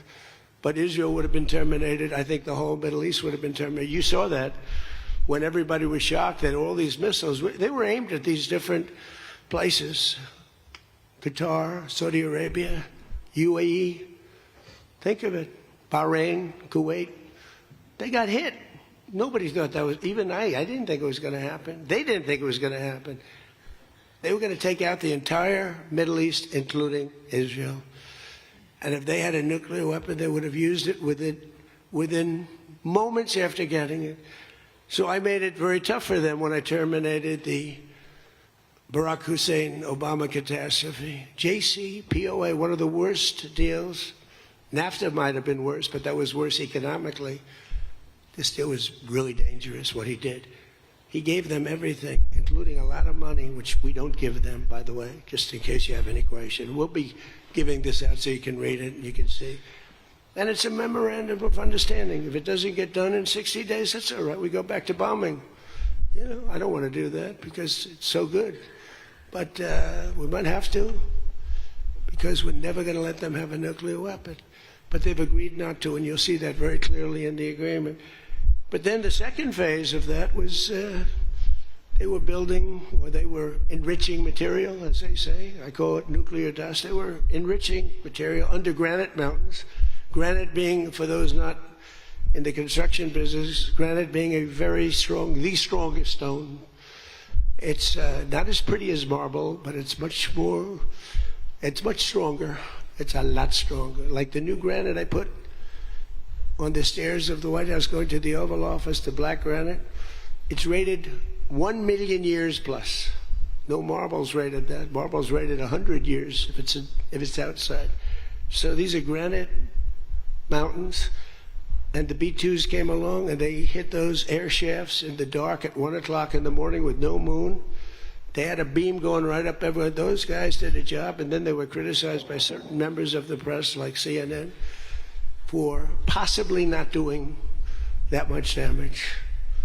And it turned out that the damage was far greater. Those mountains collapsed right on top of everything. Nobody's going to get that for a long time unless we want to get it. We'll get it. But we're the only ones that can. And they say China has the equipment to get it, and we have the equipment to get it. And it's actually not valuable. Not a lot of value, but we'd like to get it psychologically, but nobody's touching it. We also have cameras. That's what Space Force is. We have the greatest military in the world, by the way. But I'm proud of Space Force because I started it. We have Space Force cameras on every single door, well, there are no doors. They've been pretty well shattered, but every area of that. If somebody walks in and he's got a badge with his name on it, like Mohammed something, which is about a 50-50 guess, Mohammed something, they can tell the name, they can give you a serial number, we can see things you wouldn't believe the quality of the stuff that we have. That's why we've been so successful. That's why our blockade will go down in the annals of history as being unbelievable. Nobody's ever seen a blockade like that. It's like a steel wall. So what happened is we then terminated that, and I call it the nuclear dust, and that was the end of that. But if we didn't hit that with the B-2 bombers, or if it wasn't successful, they would have had a nuclear weapon, a nuclear bomb at a very high level, not the highest, but it would have been a very high level. We have much bigger, but we hope that we're never going to have to use it. We have the most. Russia has second. China is very far behind, but going to catch up, unfortunately. You know, they're catching up, but we have the most. We have the most powerful, but we also have the most. But Russia's not far behind. And then you have China in third place, but within 5 years, they'll be probably even. And we ought to make a denuclearization deal. It would be so great. We don't need all of that. We don't need to be able to blow up the whole world 300 times over. It's terrible. It's really, if we could do a denuke deal, I'd love it. And one of those two is very willing to do it, I will tell you. But the other one is less willing to do it. And you need all of them. So the deal we reached with Iran on Sunday will be signed shortly. Tomorrow, maybe the next day. Subject deals. All my whole life is all about deals. That's all I ever did is make deals. And crazy things happen with deals. I've gone into deals where it's a guarantee. No way it can not be signed. And it doesn't get signed. And I've gone into deals that you have no chance of making, and they go like nothing. So, but we're going to most likely sign a deal. They want to sign a deal. And they've been acting very appropriately. They took a big 2 hits last week. Those were 2 very big hits. So importantly, Iran has agreed that they will neither produce nor procure a nuclear weapon. Neither produce, because originally they said, they talk about that they will not develop a nuclear weapon. And some people found it okay. These guys didn't, in all fairness, but some people... But I didn't like it. Said it won't develop. I said, what happens if they should buy? I don't know. It's very dangerous for somebody to sell, because whoever sells them a nuclear weapon will get nuked themselves. If they sold a nuclear weapon, only a few that could do it, they would be nuked. They wouldn't have that country long. So it's a very dangerous thing for somebody to do. But I wanted it in there. So it's develop, procure, buy, anything. And you'll see that when you see the agreement, but it's appropriate that we release the agreement. And we did send a copy to Israel, by the way. They've been a good partner. Again, I think they could do better with respect to Hezbollah. I'm not saying they shouldn't protect themselves. I'm saying when 2 drones are shot into the desert and drop harmlessly, you don't have to knock down buildings in Beirut. They could behave better. And frankly, they could do a better job. I love them as a partner. They were terrific. But they could do a much better job with Hezbollah. on that. I don't think they're doing well. And I feel very bad for Lebanon. Lebanon's been, it was a great culture. They had the professors, the doctors, the lawyers. It was an incredible culture, maybe the highest in the Middle East for years and years, centuries. And for the last 50, 60 years, they have been just trashed. They have been living in hell. So they'll work closely with us to turn over the so-called enriched material that's very deep in the bowels of the earth, very deep. Nobody can get it. So it's not important that we do it quickly, but we could do it fairly quickly. When we have a chance, we'll do it. But in the meantime, we have cameras on every inch of it. Nobody can do it. And if they do, we'll hit them with Patriots, that's all. And they'll be gone. And they know that. Technical discussions on the removal of all stockpiles of enriched materials will begin immediately. We're going to start that immediately. And unlike Barack Hussein Obama, who sent Iran pallets of cash and any relief they receive under this deal, they'll have to get based on merit. And it won't be from us. We don't have to give them anything. But some people may want to invest. Like, what are you going to do? Say you can never, ever invest in a country? I mean, it's pretty tough. I don't mind being tough, but it's pretty crazy. You can invest in a country. You can invest in any country you want, but you can't invest there. Well, they need investment because we did $1.5 trillion, maybe $2 trillion worth of damage. So somebody's going to have to help them out. There's no guarantee about helping them out. It could be their neighbors will help them out a little bit. I don't know. But it's a lot of money. Almost nobody has that kind of money. That's the kind of damage that was done. But we're not investing any money. There was a fake story. There was a fake news story that got a man, a person, a good person. JD made a statement. It was a perfect statement. And they reported it in a very strange way. But that's why it's fake news, I guess. So we don't give them money. We don't give them any of that. And what happens is with time, if they behave, if they be a citizen of the world, a reasonable citizen of the world, and I think this group, again, I didn't do this for regime change, but I think this group is regime change. And, hey, the first group is dead. One little morning, having breakfast, the whole group, they thought they'd never be caught because we never bombed during breakfast, but we bombed. And they were all 88 people. The second group came in and they were very unreasonable too. And they were all gone. They were all gone. And then the third group, we've been dealing with them. A couple left this planet, but we've been dealing with them. And again, they've been fine. I mean, I've had a lot easier. I've had some easier ones. They're tough, they're smart. Maritime traffic through the Strait of Hormuz has already increased very substantially, and a normal flow of energy will resume in the coming days, and trillions of dollars will be made by the world, and the stock market will, I believe, continue to rise. The only difference is that a player that's very volatile, very tough, very smart, frankly, they have in one way a primitive culture, but it's also a genius primitive culture. They're very smart people, very good negotiators, but so are we. So rather than possibly going into a depression, rather than having your favorite president be Herbert Hoover, I was always the one I didn't want to be. I wouldn't have preferred Nixon. I wouldn't have preferred, there were plenty I wouldn't prefer, but the one I always thought of, Herbert Hoover, and he caused it. He raised taxes too fast, and he raised interest rates too fast, all at the same time. And it caused the Great Depression. So I don't think I'll make mistakes like that. I lower taxes, I don't raise taxes. In fact, we just gave you the largest tax decrease, largest tax cut in the history of our country. So we'll be working on a parallel effort with the Gulf nations to address non-nuclear issues such as the conventional ballistic missiles, which we'll be talking about, and support. I mean, they have to have some because other people have some. You got to have some. Somebody said you shouldn't give them more. And I have guys. I like some of these guys, but I don't think they're smart. Sir, you shouldn't let them have any missile.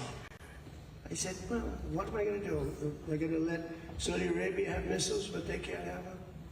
Yes, sir. It doesn't work that way, you know? It doesn't work that way. And missiles aren't the problem. Missiles are, they hurt a little location, but they don't blow up the planet. So the Gulf nations will address the non-nuclear issues. As we'll be talking about the ballistic missiles, and we'll talk also about the terrorist proxies that they have. That we don't want that to happen. But I want to thank our partners in both Pakistan and Qatar. These people work so hard. And they knew them a little bit. In the case of Pakistan, quite well. In the case of Qatar, they were sort of at odds. And, you know, Qatar was great because they had right next door. When I flew from there, from that location to Saudi Arabia, I'd fly for 40 minutes, and I'd fly to UAE for 40 minutes, to great leaders there, by the way. In the case of Saudi Arabia, the father's still alive, and he's fantastic, and the son is going to be great. He's going to be great. The Crown Prince and Mohammed at UAE is an incredible warrior. He was dropping bombs. Last week I said, who the hell's dropping all those bombs? It was UAE. He's a good fighter, Mohammed. But every administration for decades has sought to get Iran to relinquish its nuclear ambitions, but the threat only got bigger. The words got bigger and bigger and stronger and bigger, and nothing ever happened. And Iran got stronger and tougher. If we didn't blow them up the first time and then blow out those weapons, they would have been unstoppable. This should have done, what I'm doing and what I did, should have been done years ago. Would have been much easier, much less firepower. But it wasn't. And again, I want to thank all those countries, and I want to thank Israel and Bibi Netanyahu. So obviously the breakthrough would not have been possible without the unprecedented pressure the United States put on the regime over the past year and a half. But again, it started a long time ago. It started with the death of Soleimani. That was a big deal. No president in history has ever been tougher on Iran than I have, and they know that. And by the way, if they don't honor the agreement, or some things aren't even mentioned in the agreement, it's a memorandum of understanding, but we have an understanding of certain things without writing it. And if they don't honor that, we'll probably go back to bombing them until they honor it, you know? It's amazing what bombs can do. So I say it, the Obama deal was a road to a nuclear weapon, and let's call it the Trump deal, was a wall for a nuclear weapon that the nuclear weapon could not get through. Nobody's going to get through it. We built a wall. They weren't going to have it, and that's what we have right now. And it says very clearly, the most important clause to me, too, number one, the Strait opens, but that's much less important than the other clause, clause number whatever, 5, 8, is a very strong statement that they will never have a nuclear weapon. And it doesn't say they'll have one in 5 years or 10 years or 20 years. With Obama, they were able to enrich very quickly. This agreement now provides Iran with a historic opportunity. If they follow the path of cooperation, will have opened for them, their country will have a chance to survive. Now think of it, you know, they have 91 million people. People want me to bomb the bridges. Why don't I bomb? I already did, because, you know, they went back on one of their promises, and I bombed their biggest bridge, the equivalent of that was the George Washington Bridge of Iran.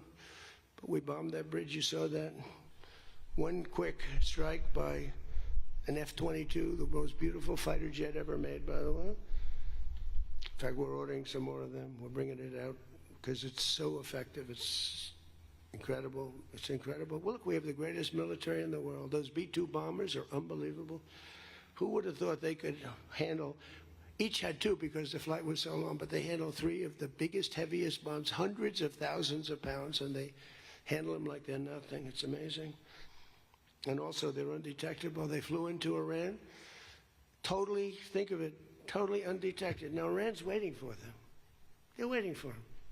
And they never saw them. 1 o'clock in the morning, they never saw them. They're stealth. And we just ordered 22 more. The newer, upgraded version, which I guess is better. I don't know how the hell you get better. But as I expressed to the world leaders here this week, It's my hope that the peace agreement will be the beginning of a much larger deal all across the Middle East. We're very close. Look at the job we've done in Gaza. Look at Hamas. Hamas has been very silent. You haven't read anything about Hamas, and we're trying to get them unarmed. You know, they grew up with a machine gun in their hand. I think they actually, when they were born, they came out with a machine gun in their hand, so it's not the easiest thing, but they've actually, you know, behaved pretty well, considering this was not the lifestyle that they were taught to have. But including an end to all Iranian aggression, and they're not going to be Iranian aggression, and an end to war and terror in Lebanon. So the Lebanon peace is something we'll have to work on a little bit. It's a very small piece of the puzzle, actually, but it still makes a lot of noise. The big deal is the Iran deal. That's where the money is, where the power was. But they have Hezbollah, and you got to get that done one way or the other. We'll do it. I think Israel can do a much better job on it. Syria would love to do it. I was very responsible for the gentleman at Syria that's now the president of Syria. He's done a tremendous job. He's put that country together in a year and a half. Sort of like our country, a year and a half. It's pretty similar size. They said, please don't put him there. He's a very violent man. Al-Qaeda. They said, well, I know one thing, a Boy Scout's not going to work. And he's actually done a very good job. He'd love to go in, and you know, Hezbollah is an enemy of his, and he'd go in, but he wouldn't knock down buildings every time he hears there's somebody. He'd just go and get them with precision. But I don't know that people want that. Maybe they don't. Maybe Lebanon doesn't. We have to be guided a little bit by Lebanon. And by the way, the president is going to be coming, Prime Minister, President, going to be coming over to see us very shortly, over the next week or two. Good man. He's, you know, man is living. What a tough life he's got, because he's got tough groups of people, and it's amazing. Amazing there is a Lebanon with all they've been through. They have been treated worse than just about, I think, anybody. Disrespected incredibly. So the expansion of the Abraham Accords is the other thing that we hope we're going to get.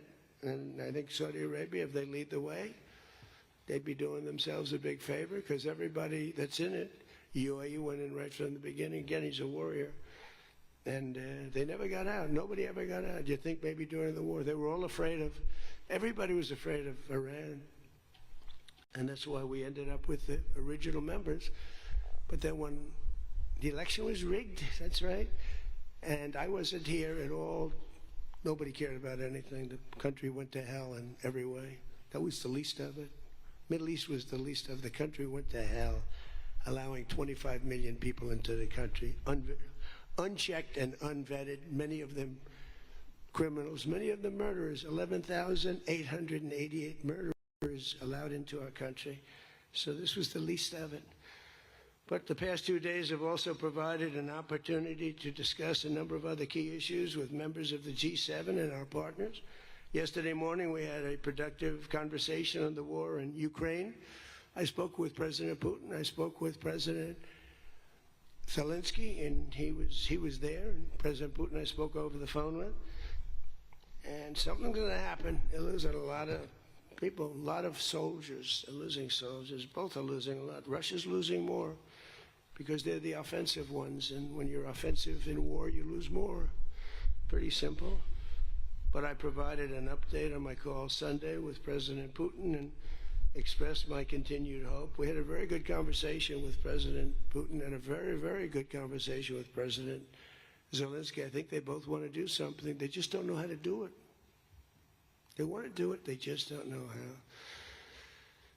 In our session yesterday afternoon on international partnerships, I offered an update on how the United States is leading the world in responding to the Ebola outbreak in Africa, sending $375 million in aid so far to help stop and contain the crisis at its source, and we've done great. I was with the president of, a couple of presidents came over, by the way, from African nations, and they were so happy with what we did. But where it's unfair is we gave $375 million. The rest of the world gave essentially nothing, maybe a couple of bucks, but nothing. And they were all saying, thank you so much. And I think they've done a good job. It's a terrible thing. Ebola is a terrible thing. That's an unbelievable one. Fortunately, it's not like COVID where it's that easy to spread around, but it's rough. And we've done a good job. We've moved people to certain quarantine, certain locations. But today we also had excellent meetings on the economy and artificial intelligence, which is amazing what's going on with that. It's going to be the biggest thing ever. We have to be very careful with it. It's both great and could be bad. We have to be careful with it. But we're leading China. We're leading the world on that. We're allowing them to do their own electric plants because they need, as an example, those buildings are so big. And they're not taking the community's electricity. I gave them the right. It's my idea. I gave them the right to build electric plants like Con Edison in New York. Dig we must. And they've come up with plants that nobody's ever seen anything like them. Those are by very high IQ people. So they're actually building electric plants. So, because otherwise they could never build a building because the grid is old and tired and broken and a mess. So they're building it, and they're going to sell their, very cheaply, they're going to sell their extra electricity into the grid. So we take care of a lot of things, like California, which doesn't have nearly enough electricity. They don't know what they're doing there. And instead of having blackouts and brownouts, they'll be able not to. We found a great deal of unity here at the G7, and we signed a declaration on illegal immigration, the first time ever for a G7 statement. They did a beautiful statement. We signed other agreements to step up and to really coordinate and spend a lot of time coordinating drug trafficking and the stopping of drug trafficking, which is crazy. It comes through Mexico, comes through the southern border, the little that comes through. They find a way, they put it, they're genius. If they would use that genius for good, they'd be very rich people. They have it in engines, they have it in hubcaps, they have it in areas you wouldn't even believe. They have it in the structures of cars. Most incredible thing. But we've done a great job on it. We have drugs coming through the border are down 61%. Drugs coming through water, the sea, ocean, sea, Gulf, down 97.2%. That's the ones that get hit. Just like we hit the Iranian minesweepers and mine droppers, they call them. They dropped. Who would have 28 mine droppers? Who has 28 mine droppers? They actually had them, but they don't have them anymore. We hit them just like we hit the drug dealers. But drugs are down by water 97%. And over 60% they're down, and now we're going to go and focus on the land. They come through Mexico. Mexico has lost control of their country. The cartels run Mexico, and it's sad. And the president's a very good woman, but she's a very scared woman. The drug cartels are totally running Mexico. It's not even close. We agreed to accelerate our efforts to secure our critical minerals and rare earth supply chains, where we have great companies really going to town. We're going to give everybody a big run because we do it better than, and we had to get motivated. The G7 also agreed that the United States' new approach to international development based on the private sector investment is working at levels that they never thought possible. It's really working. I held a number of very positive bilateral meetings, including with the President of France. It was a very good meeting, actually. The Emir of Qatar, Sheikh Tamim, who's, I tell you, I wish I could really know the guy. You know, some people say, well, he lived in that neighborhood. You can't be saying things that you'd like to have him say. He was fantastic on this, and he's been a fantastic guy in terms of energy and getting energy out there. President of the United Arab Emirates, Mohammed bin Zayed, who's an amazing warrior. President El-Sisi of Egypt. Prime Minister Modi of India. We spent a long time together today. I spoke to Mohammed. I spoke to the Crown Prince of Saudi Arabia a number of times. They're all so happy that they're still, you have to have them happy too, you know. We're using their airports. Not that they could stop us if we didn't want them to, but it'd be nice that I went to get that little sucker, but I missed. I hate missing. But we spoke to all of them and many countries all over the world. So every country, I think Israel too. Look, think of what Israel's getting. They're not going to be nuked. It's very simple. I told Bibi, your biggest risk was that they drop a nuclear weapon into the middle of Israel. They'd only need one, and there would be no more Israel. Think of it, Bibi. You got the best, the most important thing that you were asking for is that. So I think they're happy. Some people are going to be, not him, but there are some people, some writers, some that I thought were friends of mine, but I don't want them as friends anymore because they're either stupid or they're bad people. But we stopped nuclear holocaust, and it stopped too. I mean, there's not going to be any of that. So from the beginning to the end, it was clear that this week, America's back. It's bigger and better and stronger. We're more respected as a country right now, I think, than we ever have been. And we were a laughingstock 2 years ago. They would laugh at us. We had a man that should have never been there. You know that. A man that would walk up to a podium once every year, and they'd ask him, what flavor ice cream do you like? I like vanilla. Then he'd try and find the stairs, which he couldn't find most of the time, and he'd leave. This is very unfair reporting. And then you said you didn't know about that. You didn't know there was something wrong. We can never let that happen to our country again. To me, the worst. We had the worst inflation ever. We had the worst in prices and the costs.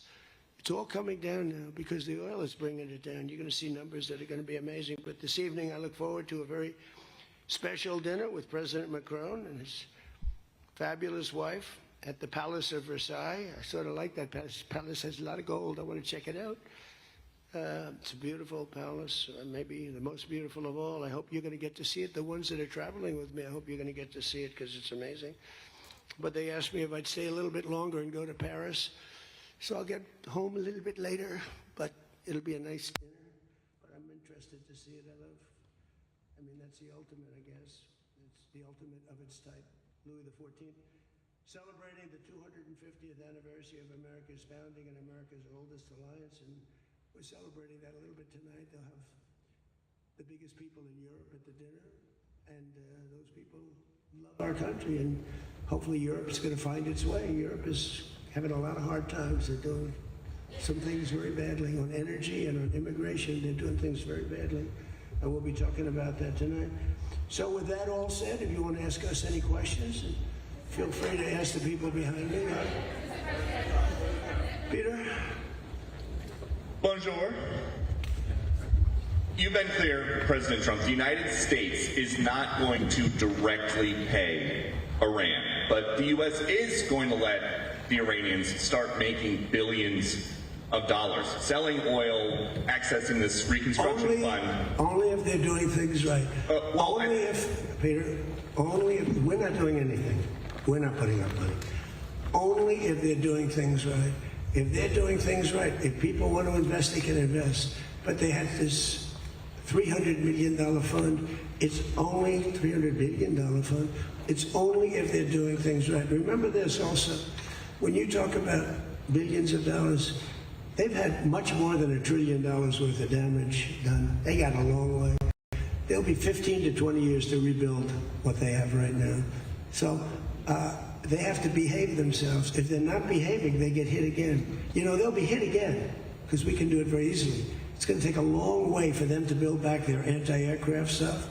It's going to take, and you know, the other thing I want to thank China, President Xi. I was with him, and he stayed neutral, totally neutral, and I appreciate it. And I want to thank Vladimir Putin. He was very neutral. They could have made it much more difficult for us. And I want to say, you know, somebody would say, "Oh, that's terrible. He's thanking President Xi of China." Well, let me tell you, I had a long talk with him. You know, they have shoulder weapons to knock down airplanes. It's not like the real deal, but they're accurate. They're fairly accurate. I said, I would really appreciate you not giving or selling any of that stuff to Iran. And you know what? For the most part, he didn't. So I just want to thank them because they made it a lot better. Can you explain, though, what the difference is between giving Iran U.S. dollars and unfreezing U.S. dollars for Well, the unfreezing, that's an easy one to answer. We have taken a lot of their money, and we have their money. We have taken their money. It's not our money. It's their money, and we froze it. At a certain point in time, I guess we're going to have to give it back. You know, if we didn't give it back, nobody would ever invest in the dollar again. If you took their money, because I thought about it, you know, I'm not the most perfect person. I said to Scott, why do we keep their money? What the hell are we giving it back to them? But, you know, people from lots of nations, some nations we don't agree with, they have their money. The dollar's become very strong under me. And they don't want to have a little conflict with somebody and end up having the United States just take their money. So if you do that, you really don't have a system. And I did just want to ask you about this. A wise man once said in January of 2020, Iran never won a war, but never lost a negotiation. That wise man. Who said that? Donald Trump. Oh, that's what I thought you were going to say. So how do you go back to the United States and convince a skeptical American public that this deal is a look, win? Here they lost militarily, okay? It's very tough because I know that no matter what, if I would go, by the way, if I'd go another 3 or 4 weeks, those same people that are critical would say, he went too long, he should have done, you know, no matter what. If they raised the white flag of surrender, and if they said, praise be to Allah, Donald Trump is the greatest president ever. We totally concede, we totally give up. This war is over, we have failed. The New York Times and CNN and a couple of others, they're not all that dishonest, they'd say, Iran had a great victory, okay? They practically do that. You know, it's amazing. When we knocked out their last ship, they had 159 ships. When we knocked out the last ship, the Times refused to do a story on it. They said, why wouldn't you? They don't have a Navy, and you don't want to do a story on it. They don't have an Air Force, you don't want to do a story. We need a fair press. And that's why they're all doing so badly, because they lost credibility. When I win in a landslide, and I had 93% bad press, they take good stories about me and make them bad. But the only reason that happened is because they have so little, the media has so little credibility that the people voted for me. 93% of the stories on network, ABC is horrible. I think ABC is the worst. NBC is terrible. And CBS is terrible. CNN, obviously. And I never get good stories, no matter what I do. I could do the greatest thing. I won't get good stories on this. I'll get it from fair media. I'll get it from all over the world. They're writing good. But no matter what I do, I'm going to get bad press. I know that. Now, if I did the opposite, if I went out and continued to bomb them for another 4, just bomb the hell out of them, I'd get bad press on that. No, there's nothing I can do. But what this does is it allows the ships to go. If we keep bombing, those ships won't be going. And you're talking about $500, $600, $700 million a day. It's a lot of money, a lot of money. That's why the world is okay. It's liquid, it's fine. Also, we run out of reserves in about 4 weeks. You know, there are reserves all over the world, and we would really run out. And there'll be a time when you wouldn't be able to get it. And you want to see bedlam? So for all those so-called geniuses that want to show me how smart they are, ask them why didn't they blow up General Soleimani? Ask that of the general and a couple of other people that I like very much, but boy, are they wrong. Go ahead. How about you? Thank you, Peter. I'd give you more, Peter, but people will say I like you too much. Thank you, Mr. President. Bonsoir, Mr. President. You know, he told me that first day in office, he asked me like 7 questions. I answered all of them. Is this true? He said, he just answered more questions in one meeting than Joe Biden did in 4 years, okay? You know, I'm not going to get you in trouble, but that's what you said. Go ahead. Bonsoir, Mr. President. In The Art of the Deal, you write about the importance of leverage. Yeah. Obviously, you have a lot of leverage when it comes to Iran, whether it's militarily or through economic sanctions. What leverage, sir, do you have when it comes to Israel and Hezbollah to ensure that they abide by the ceasefire? Well, I think we have leverage just by the fact that we really have Iran now has to be good. They have to behave. And we might help. That's a much smaller conflict. It's a conflict that should be able to be over with. I'm surprised it's taken so long.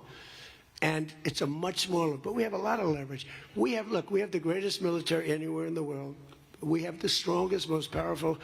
Look at the blockade. By the way, the blockade was more impactful than all of the bombing raids where we dropped $1 billion worth of bombs on Iran. The blockade was so incredible. The naval blockade, the admiral, the whole thing, not one ship got through. That meant no money got through. They were dying. They had no money. They have inflation that's 250 or 300%. They have no money. We have tremendous leverage. We have the leverage of the economy as an example. We'll get that done. That's a small one, and we'll work with Israel and get it done. But I'd like to do it. I mean, you have people living there. Buildings are being dropped on top of them or right alongside of them. How would you like to live there? It's so unfair, especially Beirut. You know, you go into Beirut, and I looked at the scene 2 days ago, yesterday, where they hit. That was a big hit. That was unnecessary in my book. Yeah, please. Two questions. If you could clarify something you said just a few minutes ago. One of the goals of Epic Fury going into it, you said was... Say it again. Speak up. Sorry. One of the goals of Epic Fury, you said going into it, was to destroy Iran's ballistic missiles and its capabilities to build more. Yeah. Why is it acceptable to you now that they keep some of that capability? And Iran is... What are they keeping? What are they keeping? They have less than other nations now. We knocked out probably 84, 85% of their missiles. The rest of them are underground. They can't even get them out. You know, the other night's raid, I think it was on the first night, we knocked out hundreds of their missiles. Actually, by mistake, we were hitting an area, and you can sort of see when the bombs are going off, and then you see one that looks like, wow, what happened? A lot of missiles knocked down. No, but what are you going to do? Let's spend another 2 weeks and give them none. They don't want to be firing missiles right now. They're going to have a hard time rebuilding. They're going to have a hard time rebuilding. And the people from the Middle East, you know, if people want to invest, and again, they don't have to invest at all, but if they do want to invest, it does have oil. It does have probably a future, but it's going to take a long time. But are you going to let the 91 million people starve to death? I mean, one of the things I was very intent on, they have water desalinization plants, very good ones. I could have knocked them out in 5 minutes, just like I knocked out Cargill and I knocked out everything but the oil. I said, 25, it was so complete. The only thing there is the pipes coming with the oil because I didn't want to ruin the world market because they do a lot of money. But I didn't want to do that, no. It would have been so easy. It would have been easier, and I would have satisfied a group of 10% of the people, but it would have been the wrong thing to do. And it could have caused an international depression. Iran's position, maybe not. Iran's position has always been that their nuclear program was for civilian purposes. If they come back after the signing of this and say they want to continue to have a civilian nuclear program, is that acceptable to you? Well, I've said to them always, I say, look, you have probably the 3rd largest oil reserves in the world. What the hell do you need nuclear for? You need nuclear for some electricity. So I've always felt that way. So we've been pretty tough in that. You know, it is a little hard, though, when you say that somebody wants it, other people have it, other adjoining states have it, and you're not letting them have it for purposes of electricity and things like that. It's always a little tough. You have to use a little common sense, please. New York Times, please. Thank you, Mr. President, for the question. Now that you're approaching a new phase in this conflict with Iran, can you now say whether you will hold anyone in your administration accountable for the strike on a school that killed more than 100 children on the first day of the war? No, if it was a fault, and as you know, that's under investigation. It's such a strange question to be asked at this state. You're talking about a long time ago, but nobody did that on purpose. I guess you'd have to say about them, what about the thousands of soldiers that they blew up when they opened their car door? What about the thousands of people that were killed by Iran? No, mistakes are made. The war is nasty. But I know it's under investigation, and I could have a report for you tomorrow. Or I would ask Pete Hegseth that question, because they have it under investigation. Please. Mr. President, you've been saying all week that this deal permanently prevents Iran from getting a nuclear weapon, but the drafts of the deal that have been floating around barely mention Iran's nuclear program. So can you explain how exactly the deal achieves that goal? So when I say permanently, it should be permanently. But if it's not permanently, we will bomb them. They will be bombed, just like I bombed them on Wednesday night and Tuesday night, and was going to bomb them on Thursday night at a level that was 3 times greater, and they knew that. I will bomb them. Now, that's with me as president. If you have a weak, pathetic president, maybe that doesn't happen, but I can only do the job that I have to do. I have a long time to go. I have almost 3 years, close to 3 years. Time is going fast. But our country's become we're the most respected country in the world. Those leaders today, they said, we used to laugh at you. 2 years ago, the same guys, they'd laugh at the country. And now they say, you're the most respected country anywhere in the world. Militarily, even military. Take a look at what happened look at what happened in so many different locations. Afghanistan, that horrible retreat that these people made, leaving equipment behind. They weren't under any pressure. You take your time. You can get out. I was going to get out. We were going to get out with dignity and pride, take 100% of the equipment. I was even taking the tents down. But then they got in and they just left. They left all the equipment. I may get all that equipment back. Now, here's the thing. More symbolic, because it's a little old now. But we may get it all back. Afghanistan is kissing our ass. You know that? Bomb Iran if they don't comply, but there's nothing enforceable in the deal itself. Is that correct? Doesn't have to be. I let them know. I said, look, if you don't adhere to the agreement, I don't want to do that, but we're going to bomb the hell out of you. And I don't think that they're going to veer from the agreement. What else am I going to do? Am I going to say I'm going to take you to court? Let me take you to court. Let me sue you. No, we're going to bomb the hell out of them if they violate the agreement. I don't want them to. I want them to honor the agreement.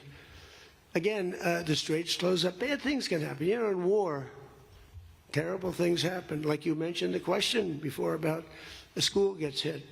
Other things get hit. Bad things happen in war. War is a nasty place. I see it. I see it. I see it better than maybe anybody has ever seen it. Go ahead, please. Thank you, President Trump. Oil prices are now plummeting. How do you see this agreement further affecting energy prices in the U.S. and the U.S. economy in the long term? And secondly, Mr. President, how do you think Vice President J.D. Vance did on The View yesterday? Well, first of all, thank you for the word plummeting, because that's what's happening. Oil prices are plummeting. And that means oil prices are going to come down. You know, if you make donuts, you have a heating, you have a stove, and you have to buy the heat, you need the gas or the electricity or whatever you're using. And when oil prices come down, oil is the biggest thing. Oil is, you get oil prices coming down, and they're going to come down, and we're hitting into 3s now for gasoline, and that'll come down a lot lower. So I was in Iowa just before this started, and I was saying to myself, I can't believe we're doing so well, but I have to go, and we have to put out this fire in Iran, because I don't want them using a nuclear weapon. They would have used a nuclear weapon. 100% they would have used it. The only question is, was it going to be that day or that week? They would have used a nuclear weapon. They were on the way. And I said, we're going to have to put out the fire. And I said, you know, oil prices, so gasoline, we passed 2 gas stations in Iowa, made a speech up there. The people are great. I won it by so much. And I love the people, farmers. And we passed 2 gas stations. One was $1.85. One was $1.91. Now, that's Iowa. But it was, I mean, California has all those crazy taxes that they put on, you know, California taxes. But the oil was down to $2 to, I'd say, between $2 and $2.50. And it was heading down further. And we were going to have a great run.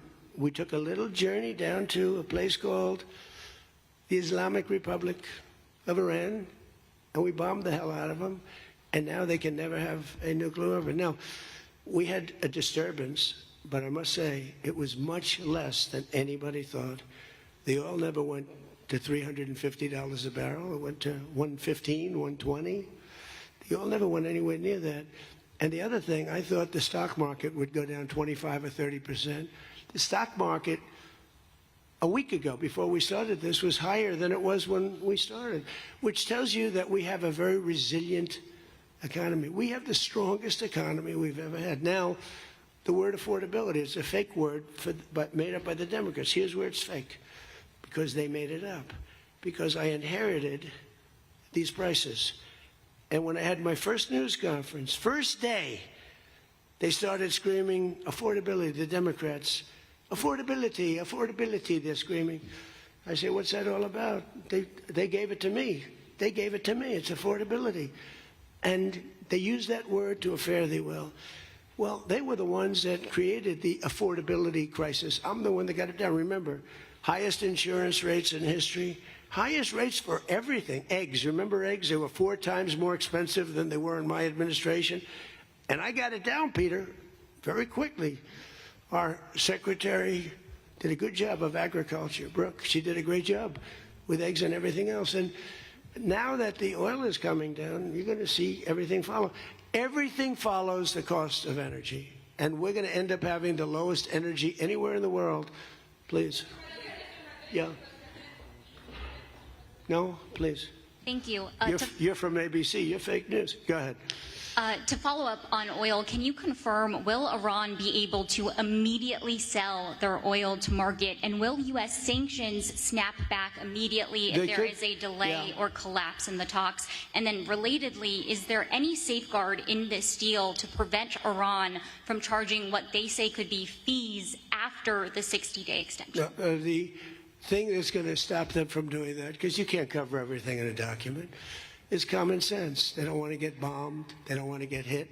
As far as sanctions are concerned, at some point, we have sanctions which will never let them rebuild.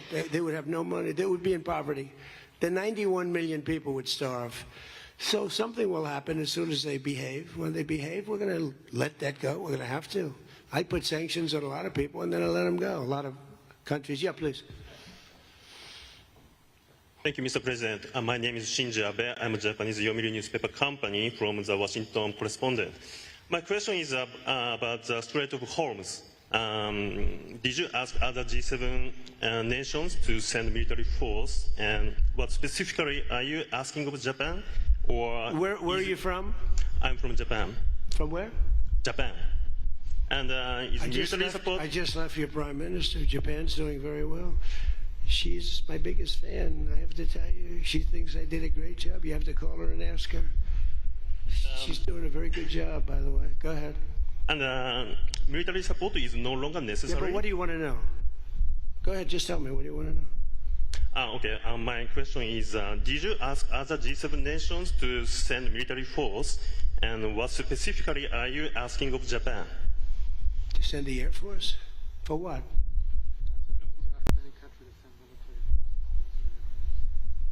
Oh, other countries, not just Japan. No, I don't need. We don't need it. Oh, by the way, they all want to do it. They all want to do it. Every single one of them. They want to go be a part of it now. Not while the war was going on. I was a little disappointed. The UK, I said, yeah, it would be nice if you sent ships. I didn't put a hard sell on, but I said it would be nice if you sent some ships. And the Prime Minister said, they'll be there, sir, as soon as the war is over. I said, did he just say that? I couldn't believe it, actually. Japan has offered to get involved, but I mean, I'll be honest, Japan was not willing to get involved during the war. I asked her, I said, you want to get involved a little bit? I didn't put the heavy sell on, but they said, no, we don't want to get involved. Nobody did. We did it ourselves with Israel and with the Arab states that got hit, surprisingly hit. Yeah. Yes, please. Go ahead. Thanks a lot, Mr. President. Question on Brazil. I would like to know, how was your interaction here in Evian during the G7 with the Brazilian President Lula? Did you talk about the new U.S. tariffs on Brazil? Did you talk about the U.S. designation of criminal gangs as terrorists? We did. How was it? I spent a lot of time with him, actually, and it's become a little rough country, right? Politically, it's been a little dangerous politically. You're talking about Brazil, yeah? It's been nasty. I hear they arrested somebody that's running for office today. I found that out after we left. I just said goodbye to him, and I heard that they arrested the Bolsonaro Jr. He was doing well in the polls, and they arrested him because he made a statement in Texas. They arrested him, or they want to arrest him. They have something out for his arrest. No, they play pretty tough. But nobody plays tougher than the United States. Look, our elections are totally rigged. We have rigged elections. Please, in the back. Yes, sir. Go ahead. Thank you so much, President. Thank you. Susumu Sakamoto, the Asahi Shimbun. For G7, the concept of the rule of law has long been considered the core principle. During this summit, any of the leaders express any concerns on the possible violation of international law on the attack on Iran? No, actually the opposite. They felt they were very dangerous. They were very relieved because they could get hit too. They were very relieved. No, we never discussed that. No, it would be the opposite. They broke the law. They killed thousands of people. They killed thousands of our soldiers and hundreds of thousands of people. Yeah, please, go ahead. Go ahead.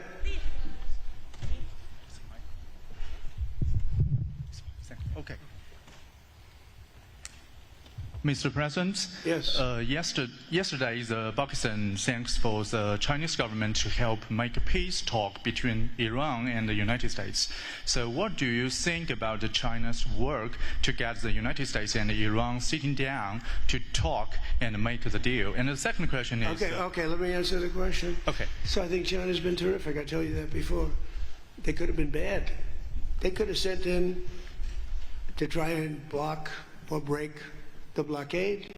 They could have sent in an oil ship with 6 destroyers alongside of it on each side. They didn't do that. President Xi helped me. He tried to help, and I think he probably helped get it solved. You know, they get 50% of their oil from that location. So that wasn't that easy. President Xi was fantastic. He tried to help me solve it.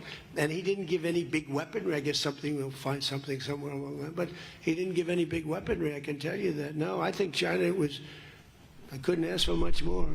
Again, they were impacted because they get more than 50% of their oil from the Hormuz Strait. And no, I thought they were fantastic. Okay, how about one more question right here? Go ahead, please. The latest YouGov Economist poll shows that Democrats have lost a 5-point edge on the generic congressional ballot. They just have now just a 2-point lead since February. Do you think that they're losing momentum? Well, I see the Republicans in generics. You know, generics are very important. I don't know how accurate, because I see a lot of bad polls. Polls are very dishonest, just like a lot of reporters, like these people over here, are very dishonest. CNN, ABC, it's a whole group of them over there that really dishonest people. But, you know, and really networks are very dishonest.